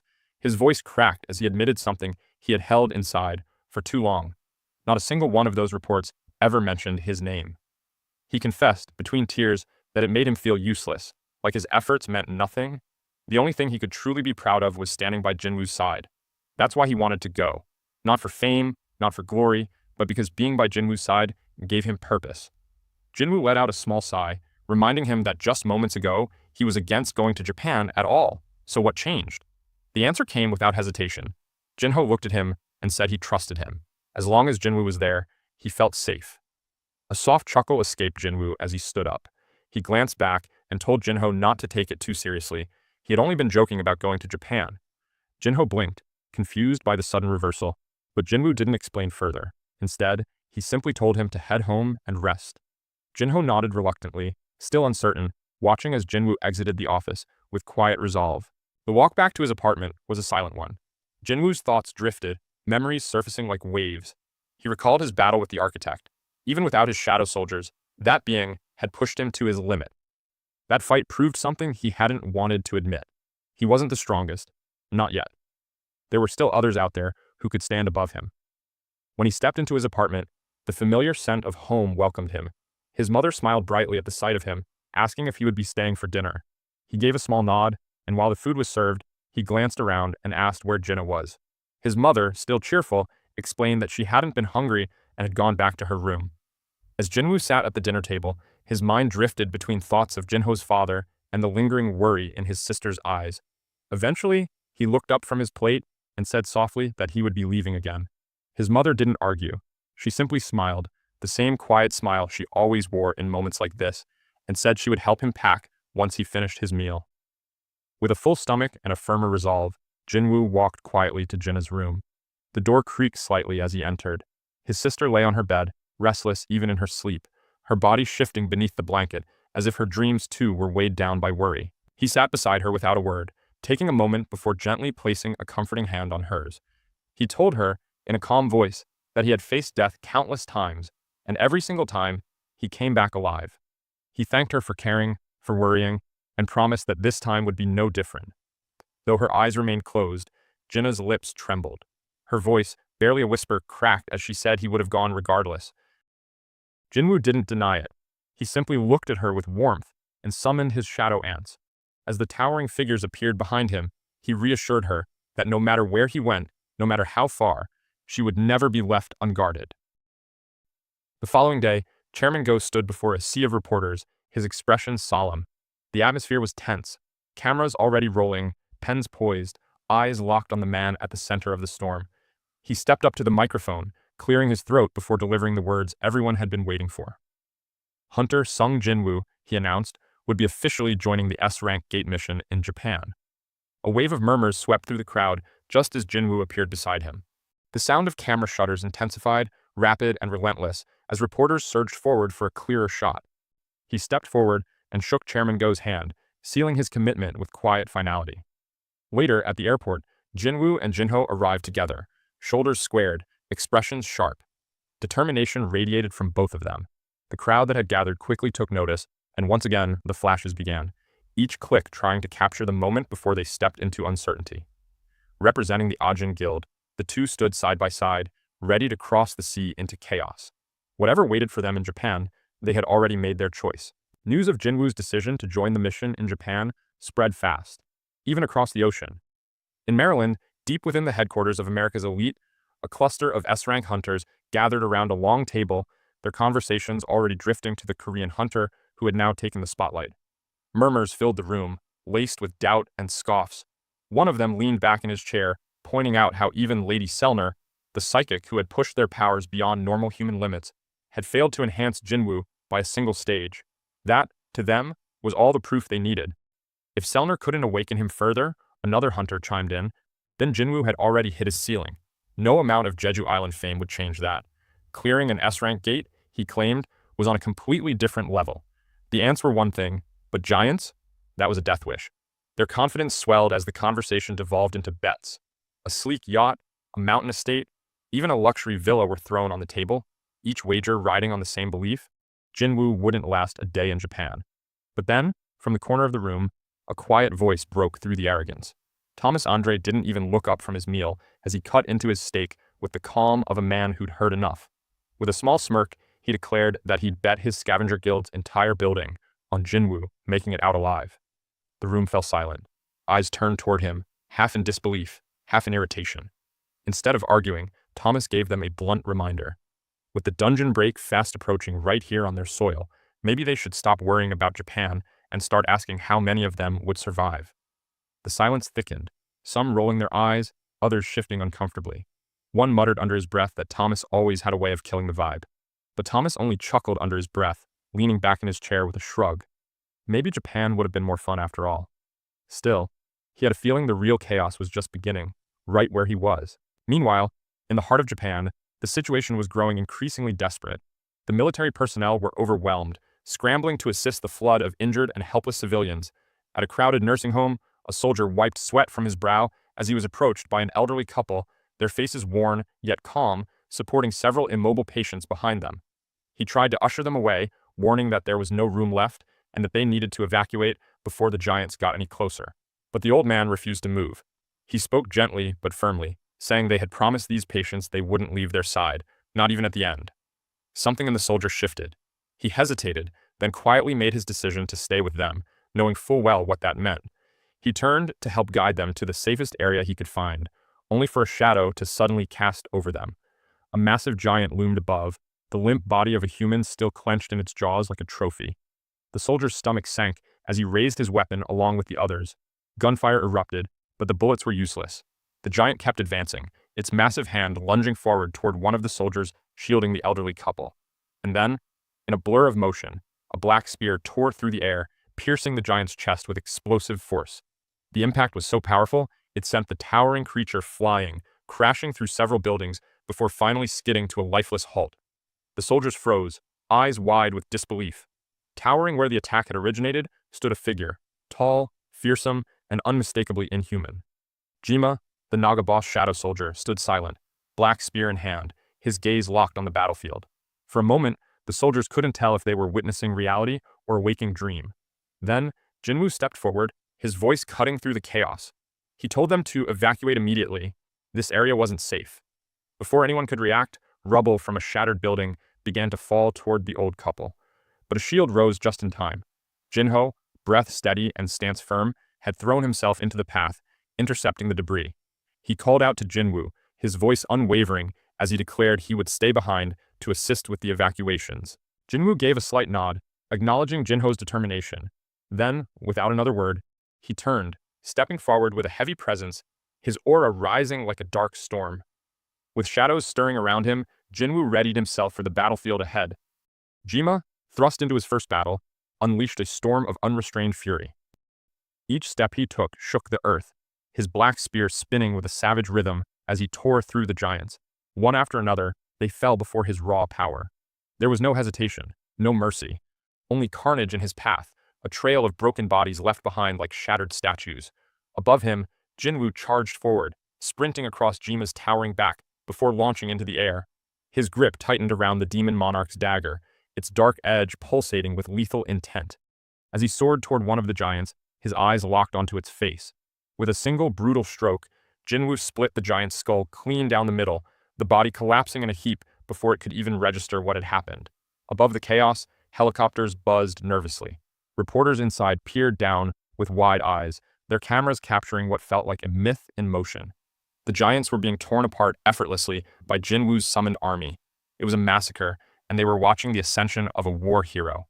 As the towering beasts continued to fall one after another, a piercing scream cut through the chaos. A young girl, no older than 12, darted through the wreckage with terror in her eyes. Her cries echoed off broken walls and crumbling concrete, chased closely by the thunderous steps of a giant. Its massive hands stretched out, casting a shadow over her trembling form, ready to claim its next victim. Then, in an instant, a violet flash tore across the air like lightning made solid. The giant's wrist exploded with sparks and blood as a blade carved through it mid-reach. The monster reeled back, howling in pain, its severed hand crashing to the ground. From the smoke, Igris emerged, his long red plume flickering like flame, his demon monarch's sword humming with residual energy. Without a word, he placed himself between the girl and the monster, unmoving, a silent wall of protection. Before the giant could recover, a deafening roar shook the battlefield. Iron hurtled through the air like a cannonball, axe raised high above his head. His descent was swift and merciless. The moment his weapon connected with the giant's skull, the air itself seemed to split. The impact sent a powerful gust rippling outward, flattening debris and dust in its wake as the giant collapsed in a heap, its eyes already lifeless. Still shivering, the little girl clung to Igris's body, finding safety in the stoic knight's presence. Iron stood proudly atop the fallen beast, with his axe in one hand and flashing a playful wink as if to say the job was done. Meanwhile, Igris knelt beside the girl, resting a gloved hand gently on her head. His gesture, calm and reassuring, told her without words that no harm would come to her now. Jinwoo watched the scene unfold. Watching Iron in action filled him with a rare sense of pride. The towering knight, now stronger after his recent upgrade, was holding his own with impressive force and precision. As Jinwoo stood amidst the aftermath, a soldier cautiously approached, nerves evident in his expression. Though overwhelmed by the chaos they had just survived, he managed to offer a few words of thanks. Jinwoo responded with a calm, reassuring thumbs up. The gesture struck something in the soldier. He nodded back, still shaken, but visibly comforted. Jinwoo then turned his gaze toward Jinho, giving him a firm nod and instructing him to stay behind and assist the soldier with the evacuation. Without hesitation, Jinho gave a short affirmative, stepping up beside the soldier and quickly leading him away from the danger zone. With that resolved, Jinwoo shifted his attention back to the massive corpse lying before him. Standing beside the fallen giant, a command slipped from his lips like a whisper laced with power. Arise. The shadows beneath the giant trembled, then surged upward as 6 colossal forms emerged one by one. Their eyes glowed with dark loyalty, their forms now bound to Jinwoo's will. He didn't dwell on their identities. There was no need for ceremony, he simply numbered them. From number 1 to number 6, each giant received its name and its place in his ever-growing army. Beru appeared shortly after, always prompt, reporting each successful subjugation with unwavering loyalty. As more giants fell, Beru kept count, providing updates on their expanding control over Japan. The battle so far had unfolded in Jinwoo's favor. His army of shadows, scattered across cities, worked with tireless efficiency. This war of attrition favored him completely. His mana reserve seemed endless, allowing his soldiers to fight without pause. Even in defeat, they simply regenerated and returned to battle. But the war wasn't without complication. While the giants were being dealt with, the S-rank gate's presence had triggered numerous other dungeon breaks. Swarms of lower-ranked monsters were spilling out into urban centers, bringing fresh waves of chaos. Still, in the midst of it all, Japan was slowly being reclaimed. The once hopeless situation was stabilizing, and at the heart of it all stood Jinwoo. At the Japanese Hunters Association headquarters, the atmosphere was tense, but filled with awe. Officials stared at the growing list of recovered cities, their expressions frozen with disbelief. No one could deny the impact Jinwoo was making. For Chairman Matsumoto, the shock ran deeper than most. He stood in silence, mind reeling back to their first meeting. He remembered clearly how he had rushed to greet Jinwoo at the airport, desperate to salvage what little control they had left. Without hesitation, he had asked the Korean hunter to focus solely on defending Osaka, explaining that the giants were closing in and that they would request support from other nations in the meantime. He hadn't expected resistance. He had expected compliance, at the very least cooperation, but Jinwoo had refused, calmly, bluntly, and without any intention of compromise. The officials present at the time had been stunned, left speechless by his defiance. Now, watching the impossible unfold city by city, Matsumoto finally understood. Jinwoo hadn't come to defend. From the very beginning, he had come to wipe them all out, alone. Days had slipped by, like a slow-burning fuse. On the 7th day since the dungeon break, night draped itself over the ruined shell of Tokyo. Jinwoo and Jinho walked in silence through the city's wreckage, the once vibrant streets now a hollow echo of what they used to be. Jinho glanced around, his heart sinking as he took in the devastation. Just then, a familiar presence emerged from the shadows. It was Hanakawa, the A-rank hunter who had stayed behind when everyone else had fallen or fled. Her face was pale, not from fear, but from the weight of what she had witnessed. Without needing to be asked, she confirmed what Jinwoo had sensed long before her arrival. Tokyo had no hunters left. The destruction was absolute. The giants had used this place as their ground zero, fanning out to wreak havoc across the nation. She gave him the numbers next. Cold, final. 16 S-rank hunters remained globally, Jinwoo included. 6 were still in Japan. The rest were scattered across China, Canada, India, Russia, and England. Yuri Orlov, alongside 2 others, had fallen. Even the most powerful weren't immune to the chaos that had erupted. Hanakawa's voice trembled slightly as she recounted the losses, but she remained composed. There were still 31 giants left. One had already begun crossing the ocean, heading toward China. The others were scattered but slowing, thanks in large part to Jinwoo's army of shadows fighting beside the remaining hunters. Still, the threat was far from over, and Jinwoo knew it. The last, most dangerous giant remained at the gate, its protector, the strongest of them all. He could feel it waiting, like a storm on the edge of the horizon. As Hanakawa's words faded into silence, Jinwoo's thoughts drifted to something far removed from the battlefield before him. The burning buildings, the ash in the air, the lifeless city around them. It reminded him of the Demon Castle. That place, once just a floor within the system's trials, now felt eerily prophetic. The destruction here mirrored the Demon Castle so closely, it sent a chill down his spine. He wondered, if the system's architect had truly died back then who was carrying out this vision now? Or was it already set in motion long before? Perhaps that castle had been more than just a challenge, it had been a glimpse into a possible future. Jinwoo clenched his fist. He had overcome that place once, trained in its fire, bled within its walls, and now that strength would be put to the ultimate test. If what he saw was a warning, then this, right now, was the chance to rewrite that fate. The final battle loomed ahead, and Jinwoo was ready. With a calm, unwavering confidence, Jinwoo signaled that it was time to move. Hanakawa hesitated for a moment, uncertain, noting that the other hunters hadn't arrived yet, but Jinwoo, calm and composed, assured her they were already here. That's when the sound began. A low, rhythmic thud, echoing across the shattered cityscape. The ground trembled faintly as one by one, dark silhouettes emerged from the fog. They climbed atop broken rooftops, stood silently upon ruined ledges, and filled the street corners like shadows cast by a god.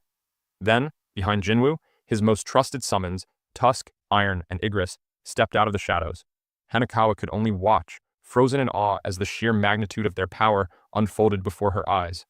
Jinwoo's shadow soldiers had arrived. Their presence alone shifted the air. But the sight didn't end there.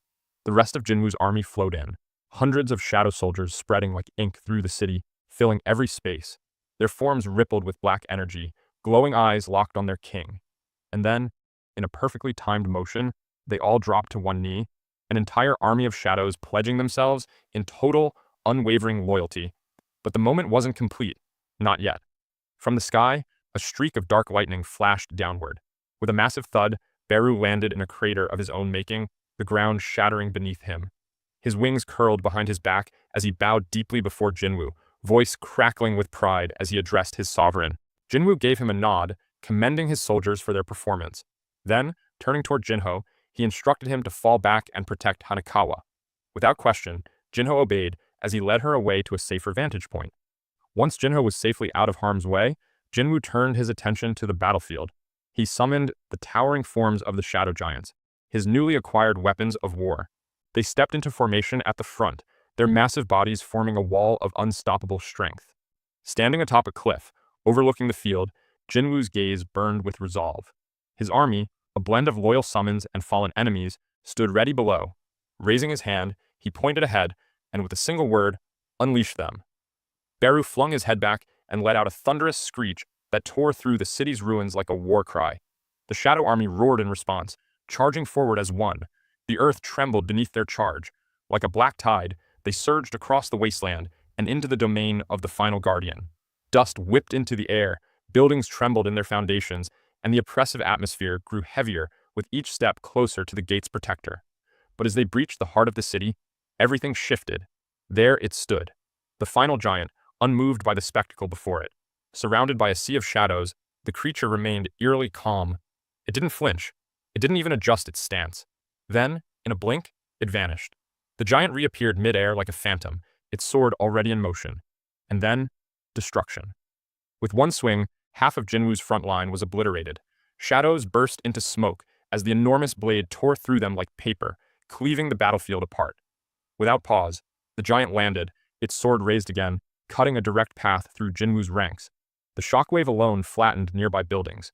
Jinwoo narrowed his eyes. He wasn't shaken easily, but even he had to admit, the giant was on another level. Its swordplay was precise, fast, and devastating. Its aura pulsed like a living storm, magic power so dense it warped the air around it. He wondered how a being so monstrous could even exist. The sheer presence of it gnawed at his mind. But Jinwoo understood. There were only two choices, turn away or destroy it. And he had never been one to turn away. Tusk, now towering in his full battle form, stepped forward and faced the monstrosity. Wasting no time, he drew in a deep breath and unleashed a massive pillar of flame. The searing blast would have incinerated any ordinary magic beast, but the giant wasn't like the others. With a calm motion, it raised its massive palm, blocking the fire effortlessly, untouched and unmoved. A shadow giant leapt in from the side, but the titan pivoted effortlessly and bisected it with a single, brutal sweep of its sword. Smoke filled the air as more shadows were crushed beneath its heel. Ant soldiers scrambled to overwhelm it, but they were trampled like insects. Beru, enraged by the giant's rampage, prepared to charge, but Jinwoo raised a hand, stopping him. It wasn't time yet. Beru stepped back reluctantly, taking position beside Igris, both poised for battle yet holding back, waiting for the signal. Their eagerness was clear, but Jinwoo had a plan. He'd anticipated this challenge. The giant's strength and defense were overwhelming, but Jinwoo wasn't without strategy. He had more than enough mana, but knew he had to be patient. His army was immortal, and perfect for probing the enemy's weakness. The giant continued its assault, crushing shadow soldiers beneath its feet, slamming its fists into the ground with terrifying force. Yet even as they fell, the shadows rose again, relentless. Jinwoo observed from a distance, eyes narrowed, mana draining steadily with each resurrection. Then, something caught his eye. The giant's body was cloaked in powerful magic, a constant barrier that gave it confidence, even arrogance. It didn't defend, not until one moment. Just once, it raised its arm to block an incoming attack. That told Jinwoo everything he needed. Without wasting a second, he summoned his flying mount, Kaizul. With a single powerful flap, Kaizul rose into the air. Jinwoo leapt onto his back, calling out to Beru and Igris. Beru unfurled his wings, while Igris silently climbed aboard behind Jinwoo. With both Beru and Igris on board, Kaizul let out a piercing cry and launched into the sky. His wings flapped powerfully, slicing through the air as they ascended, soaring straight toward the giant's head. Though surrounded by 1,000 shadow soldiers, the giant's sharp eyes caught sight of the approaching threat. Its gaze shifted, locking onto Kaizul with immediate awareness. Igris was the first to strike. His demon monarch's sword flashed violet, sending a streak of lightning toward the giant's forehead. But the massive creature reacted swiftly, tilting its head just enough to evade. Igris didn't falter. He followed with another powerful swing, faster and more precise. But the giant dodged again, moving with unreal speed for its size. From Kaizul's back, Jinwoo observed every movement, analyzing the giant's reaction. Igris kept up the pressure, unleashing strike after strike, forcing the creature on the defensive. Finally, the giant swung its enormous sword upward, aiming to swat them out of the sky. But in perfect sync, Jinwoo and Igris leapt from Kaizul's back just before impact, narrowly avoiding the blade.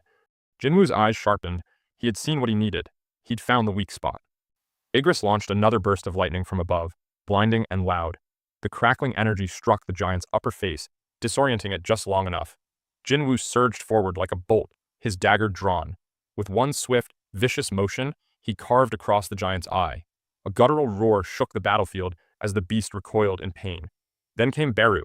Diving in with claws bared, he slammed into the giant, tearing deep into its flesh and forcing its defenses to crumble. The onslaught didn't let up.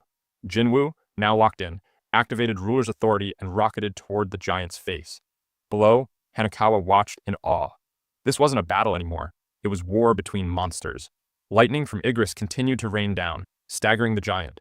Jinwoo seized the moment. He summoned more daggers and activated mutilation. With a flash of fury, he tore into the giant's torso. One dagger sliced its eye further. Fluid erupted, spraying across the air, while the others ripped into muscle and bone. The giant thrashed wildly, but Jinwoo clung on and called for Beru. In an instant, Beru joined him, flying straight into the exposed wound. Together, they assaulted the creature's face, Jinwoo tearing through tissue while Beru shredded flesh without pause. Blood sprayed, bone cracked. The giant let out one final scream, then collapsed. Its towering form crashed to the ground with a thunderous boom. Right after, a system notification flashed before Jinwoo. The enemy had been defeated. A series of notifications followed, and with them came the familiar message. He had leveled up. Jinwoo noted it calmly, aware that the enemy had been defeated. Jinho, breathless and brimming with excitement, rushed over, calling out to Jinwoo with his usual enthusiasm, clearly in awe of how decisively the giant boss had been taken down. But Jinwoo remained composed. Something felt off. The system hadn't acknowledged the dungeon's completion, and there was no confirmation of the dungeon boss being defeated. He immediately sensed that the raid wasn't over. Attempting shadow extraction on the fallen giant yielded no result, and that was when he realized something was wrong. While he was contemplating these unexpected developments, a sudden surge of mana erupted from the S-rank gate. Jinwoo's eyes widened in shock as they landed on the giant's corpse. The massive creature had released an overwhelming amount of magic energy upon death, creating a blast that wiped out everything nearby. Jinwoo's senses sharpened as he recognized the chaotic surge of energy. It was a magic storm. His first instinct was to check on Jinho. He spun around, tense, but relaxed when he saw Jinho safely protected in Igris's arms, unharmed by the blast. All the mana that had once resided within the giant's body had now been absorbed into the nearby gate, as if the gate itself had devoured it. Amidst the strange phenomenon, Jinwoo felt a sharp sting on his cheek, only then realizing he had been cut, an unfamiliar experience, as no ordinary magic had ever left a mark on him before. Determined to uncover the truth, Jinwoo instructed Jinho to stay behind, and without hesitation, turned toward the ominous gate. As he entered, the vastness of the dungeon struck him immediately. It was unlike any he had encountered before, immense and boundless, far larger than any high-ranking dungeon he had seen. Beru's heightened senses suddenly picked up on something. He alerted his liege to an odd sound, faint but distinct, a strange laughter echoing from deep within. Jinwoo heard it too, and was taken aback. Someone was laughing, even after he had entered the gate. His expression hardened. With a silent nod, he gave the signal to move forward. Deeper into the dungeon, the foul laughter grew louder until Jinwoo finally came upon a massive figure bound in thick, black chains. The restraints wrapped around its neck, torso, and limbs, some of them pierced directly through its flesh. Despite being restrained, the giant seemed amused, flashing a toothy grin. It welcomed Jinwoo, addressing him as a monarch, as if acknowledging something about him. Jinwoo stepped forward, understanding this was the true boss of the dungeon.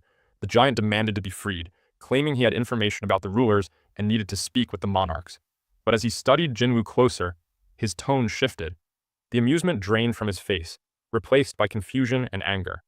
He had mistaken Jinwoo for someone else, and this realization frustrated him deeply. Piecing the giant's words together, Jinwoo asked whether the rulers were the ones who had imprisoned him in chains. The giant confirmed it, saying he had been trapped and used by the rulers in preparation for a much larger war. This, he claimed, was only the beginning. Jinwoo was intrigued, not just by the implication of a greater conflict, but by the giant's intelligence. He pressed for more information, asking who the rulers really were. The answer came with a revelation. The rulers were ancient enemies of the monarchs, a statement that gave Jinwoo pause. If the monarchs were at war with the rulers, and Jinwoo was becoming more and more entangled with the monarchs, did that make the rulers his enemies too? The giant confirmed his suspicions.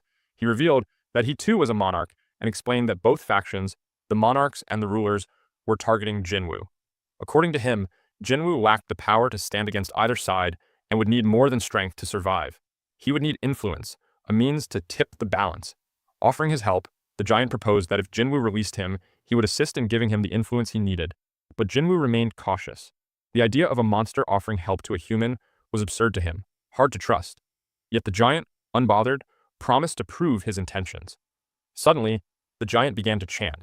His lips moved at an unnaturally rapid pace, words spilling out like a distorted recording as he muttered in an ancient, unfamiliar tongue. The strange cadence set Jinwoo on edge, and without hesitation, he summoned his daggers, prepared for a surprise attack. But the giant showed no intent to strike. He simply continued the incantation with eerie composure. A familiar chime echoed in Jinwoo's ears as the system interface appeared before him. The message identified the being in front of him as Ligia, King of Giants and Monarch of the Beginning. It explained that Ligia had activated an ancient spell, known as the Oath of Faith, a binding pact that would prevent both parties from speaking any falsehood once accepted. The message ended with a prompt, asking Jinwoo whether he wished to accept the Oath of Faith. After a brief moment of reflection, Jinwoo made his decision and accepted the oath. Another system chime echoed, confirming the pact had been sealed. With the Oath of Faith now active, both Jinwoo and Lydia were bound. Neither could speak a lie until the oath was mutually revoked. The rules were in effect. Lydia, now bound by truth, repeated his earlier offer. If Jinwoo freed him, he would lend his strength in the battles ahead. Curious to test the oath's influence, Jinwoo tried to express trust, but the moment he did, his throat tightened, and no words came out. The King of Giants laughed heartily, clearly entertained by Jinwoo's reaction. He reminded him that the Oath of Faith was working exactly as intended. No falsehoods could slip past. Realizing the full weight of the pact, Jinwoo asked directly why Lydia could speak so fluently, so unlike the other creatures that had emerged from the gates. The King of Giants appeared confused by the question, prompting Jinwoo to clarify. He was referring to the monsters from the dungeons, the ones that never spoke with reason. Lydia's tone grew more serious. He explained that Jinwoo had made a flawed comparison. The monarchs were not like those monsters. They ruled over them.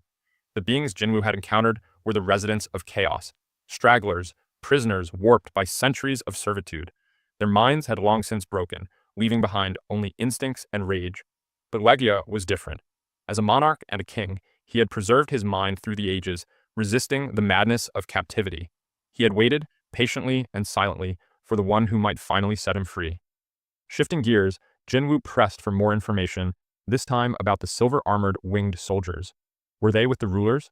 Lydia confirmed it. Those beings were indeed part of the ruler's army. When Jinwoo asked why the rulers were sending such creatures, along with demons, to Earth, Lydia calmly reminded him he had already revealed the answer. The rulers were preparing for war. Earth was to be their battlefield, a stage set for the inevitable clash between monarchs and rulers. Jinwoo still couldn't grasp how sending monsters to Earth would turn it into a battlefield, until the King of Giants explained that the ruler's plan was simply to flood the human world with magic energy, transforming it into an arena brimming with mana. Jinwoo was taken aback, trying to process the weight of those words. If the monsters that emerged from the gates were considered disasters, then the magical energy they brought with them had been seen as a blessing by many. Not just hunters, but civilians too, believed that mana crystals and gems were priceless resources. These objects had become the world's most vital energy source. But now Jinwoo realized that these so-called blessings were nothing more than stepping stones, foundations laid in preparation for war. The King of Giants continued, revealing that the best way to plant magic in a mana-deprived world was through the blood of those who already carried it. The rulers had chosen to sacrifice hostages and release monsters to infuse Earth with magic energy. The more blood spilled, the thicker the mana concentration became. Magic was strengthening the world, not to protect it, but to make sure it didn't collapse under the weight of the war to come. According to the King of Giants, the rulers were preparing the world to survive the conflict, not avoid it. Still piecing everything together, Jinwoo asked what kind of war Lydia meant. The King of Giants explained that it would be a rematch between the monarchs and the rulers, and Earth was the battleground. Hell was coming, and it would arrive sooner than anyone expected.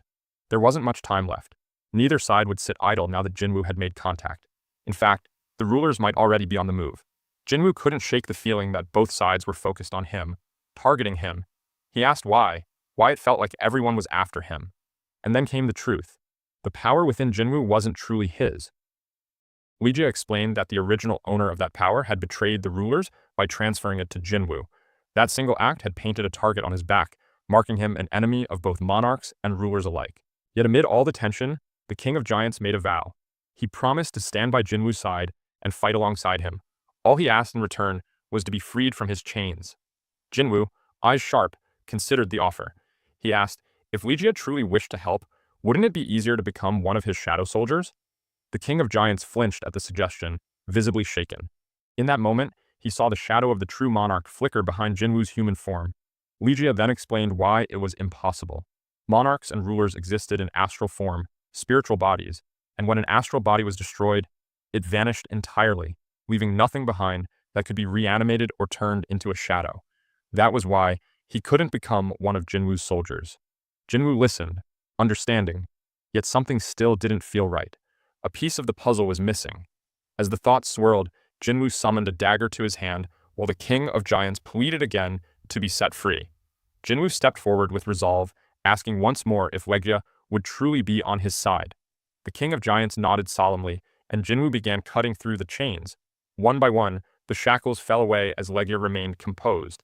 Then, as Jinwoo moved to break another chain, he paused, his gaze fierce, and asked whether Legia would also stand on the side of humanity. This time, Legia remained silent. Jinwoo didn't need an answer. The oath of faith made lying impossible, and that silence spoke volumes. His eyes shifted to the back of Legia's neck, where cold, glinting magic stone was embedded. That stone was the key. It bound him to the ruler's will. As long as it remained, Legia was still under their control, still a threat to humanity. Without warning, murderous intent erupted from the King of Giants as he swung his newly freed arm at Jinwoo. Realizing the danger, Legia decided Jinwoo could no longer be allowed to live. But Jinwoo moved first, ducking low beneath the attack, then driving his dagger upward, deep into Legia's chest. Up close, Jinwoo muttered coldly to Legia that he would have been a calamity. But the King of Giants responded with a twisted grin, claiming that the true calamity wasn't him. It was Jinwoo. With his mind made up, Jinwoo struck again and again, dodging desperate counterattacks as he buried his blades deeper. After several brutal blows, the King of Giants finally went still, blood gushing from his mouth. Even in death's grip, Legia's last words came as a venomous curse. He warned that as the war between humans and the residents of Chaos escalated, Earth would become a battlefield, and he hoped everything Jinwoo loved would burn to ashes. But Jinwoo's gaze remained cold, unwavering. Without hesitation, he swung his dagger one final time, slicing through the giant's neck in a single, decisive motion. The sound of steel slicing air echoed through the dungeon as the King of Giants was beheaded. A system notification immediately followed, confirming the defeat of the dungeon boss, Legia, one of the 9 original monarchs. Jinwoo had gained an immense amount of experience points. As the system struggled to tally it, he looked down at the magic stone in his hand, taken from Legia's body. Though he'd hoped for a new Shadow Soldier, he decided the stone would be enough, a souvenir from this brutal encounter. From Legia's body came a final surge of powerful energy before his form disintegrated into dust. In the aftermath, a familiar chime sounded. The system displayed the results. Jinwoo had leveled up multiple times. His new level was now 122. News of the giant's annihilation spread like wildfire. Across the world, social media lit up with excitement. Talks of a new national-level hunter were everywhere. But unlike the Jeju Island incident, this wasn't just a Korean headline. Recognition poured in from all corners of the globe. One giant had managed to escape overseas, but it didn't get far. China's Liu Zhigang took it down before it could cause any real damage. In Japan, a different storm was brewing. Chairman Matsumoto of the Hunters Association turned himself in. Though he didn't offer much explanation, many believed it was an attempt at redemption, a way to shoulder the weight of his past betrayals. But even as the news made waves, speculation over his true motives continued to stir. Jinwoo, meanwhile, stepped out of the gate, far removed from the world's noise. He walked in silence, his mind lingering on the choice he'd made. Killing the King of Giants had been necessary. Letting Legia roam free would have been a disaster waiting to happen. He didn't regret it, but the weight of that decision still lingered. More than ever, he knew. He had to grow stronger. The S-rank gate was cleared, and the battlefield was quiet. Around Jinwoo, the fallen giant's shadows stood ready. The soldiers nearby, having witnessed his power for the first time, could hardly believe what they'd seen. They whispered among themselves, unable to hide their shock. Jinho, catching their glances, stood a little taller, proud to stand next to the man who commanded such fear and respect. Then Hanakawa approached, drawing Jinho's attention. He assumed she had something for Jinwoo, but to his surprise, the message was for him. A phone call. He answered. And immediately, something changed. His face tightened, the color drained. Whatever he heard hit hard. Jinho turned to Jinwoo, apologizing. He had to return to Korea. Something had come up with his family. Without waiting for questions, he headed for the helicopter that was already waiting. As it lifted into the sky, Jinho sat in silence, his mind racing. His mother's voice on the call, it had trembled, shaken in a way he hadn't heard before. Something was wrong. He could feel it. Still, he tried to brush it off as nothing while the helicopter carried him home. Jinho arrived at the airport in Korea, still unsure of what to expect. Secretary Kim was already there waiting for him and wasted no time, informing him that a car had been arranged. Puzzled but concerned, Jinho followed silently as they made their way out. On the way, Kim spoke with a careful tone, advising Jinho to brace himself, that things weren't looking good, but promised he would explain everything soon. As they neared the hospital, Secretary Kim finally revealed the truth. President Yoon Myung-han, Jinho's father, had fallen into eternal sleep. The words didn't make sense at first, and then they hit all at once. Jinho screamed in anguish, calling out for his father, his voice trembling with disbelief as he tried to rush into the room, only to be held back by Secretary Kim. He explained softly that Jinho's presence, as a hunter still struggling to control his power, could do more harm than good. The mere aura around him could aggravate his father's fragile state. Staggered by the helplessness, Jinho turned away from the room. Then he noticed Secretary Kim holding a black leather portfolio in his hands. When Jinho asked what it was, the secretary answered gently, it was something President Yu had been working on before collapsing. Hands trembling, Jinho opened it. Tears welled up immediately. Inside were newspaper clippings, all centered around him. Gossip pieces, minor press coverage, local write-ups, articles that barely anyone else would care about, yet each had been carefully cut and stored by his father. The scrapbook was messy, but deliberate. Secretary Kim told him then that President Yu's cold distance had never been from lack of love. On the contrary, his expectations for Jinho had been enormous, just like his love for him. Secretary Kim gave him a moment before suggesting they head back to the residence. Jinho, wiping his face, nodded in silence. As they walked through the hospital corridor, he suddenly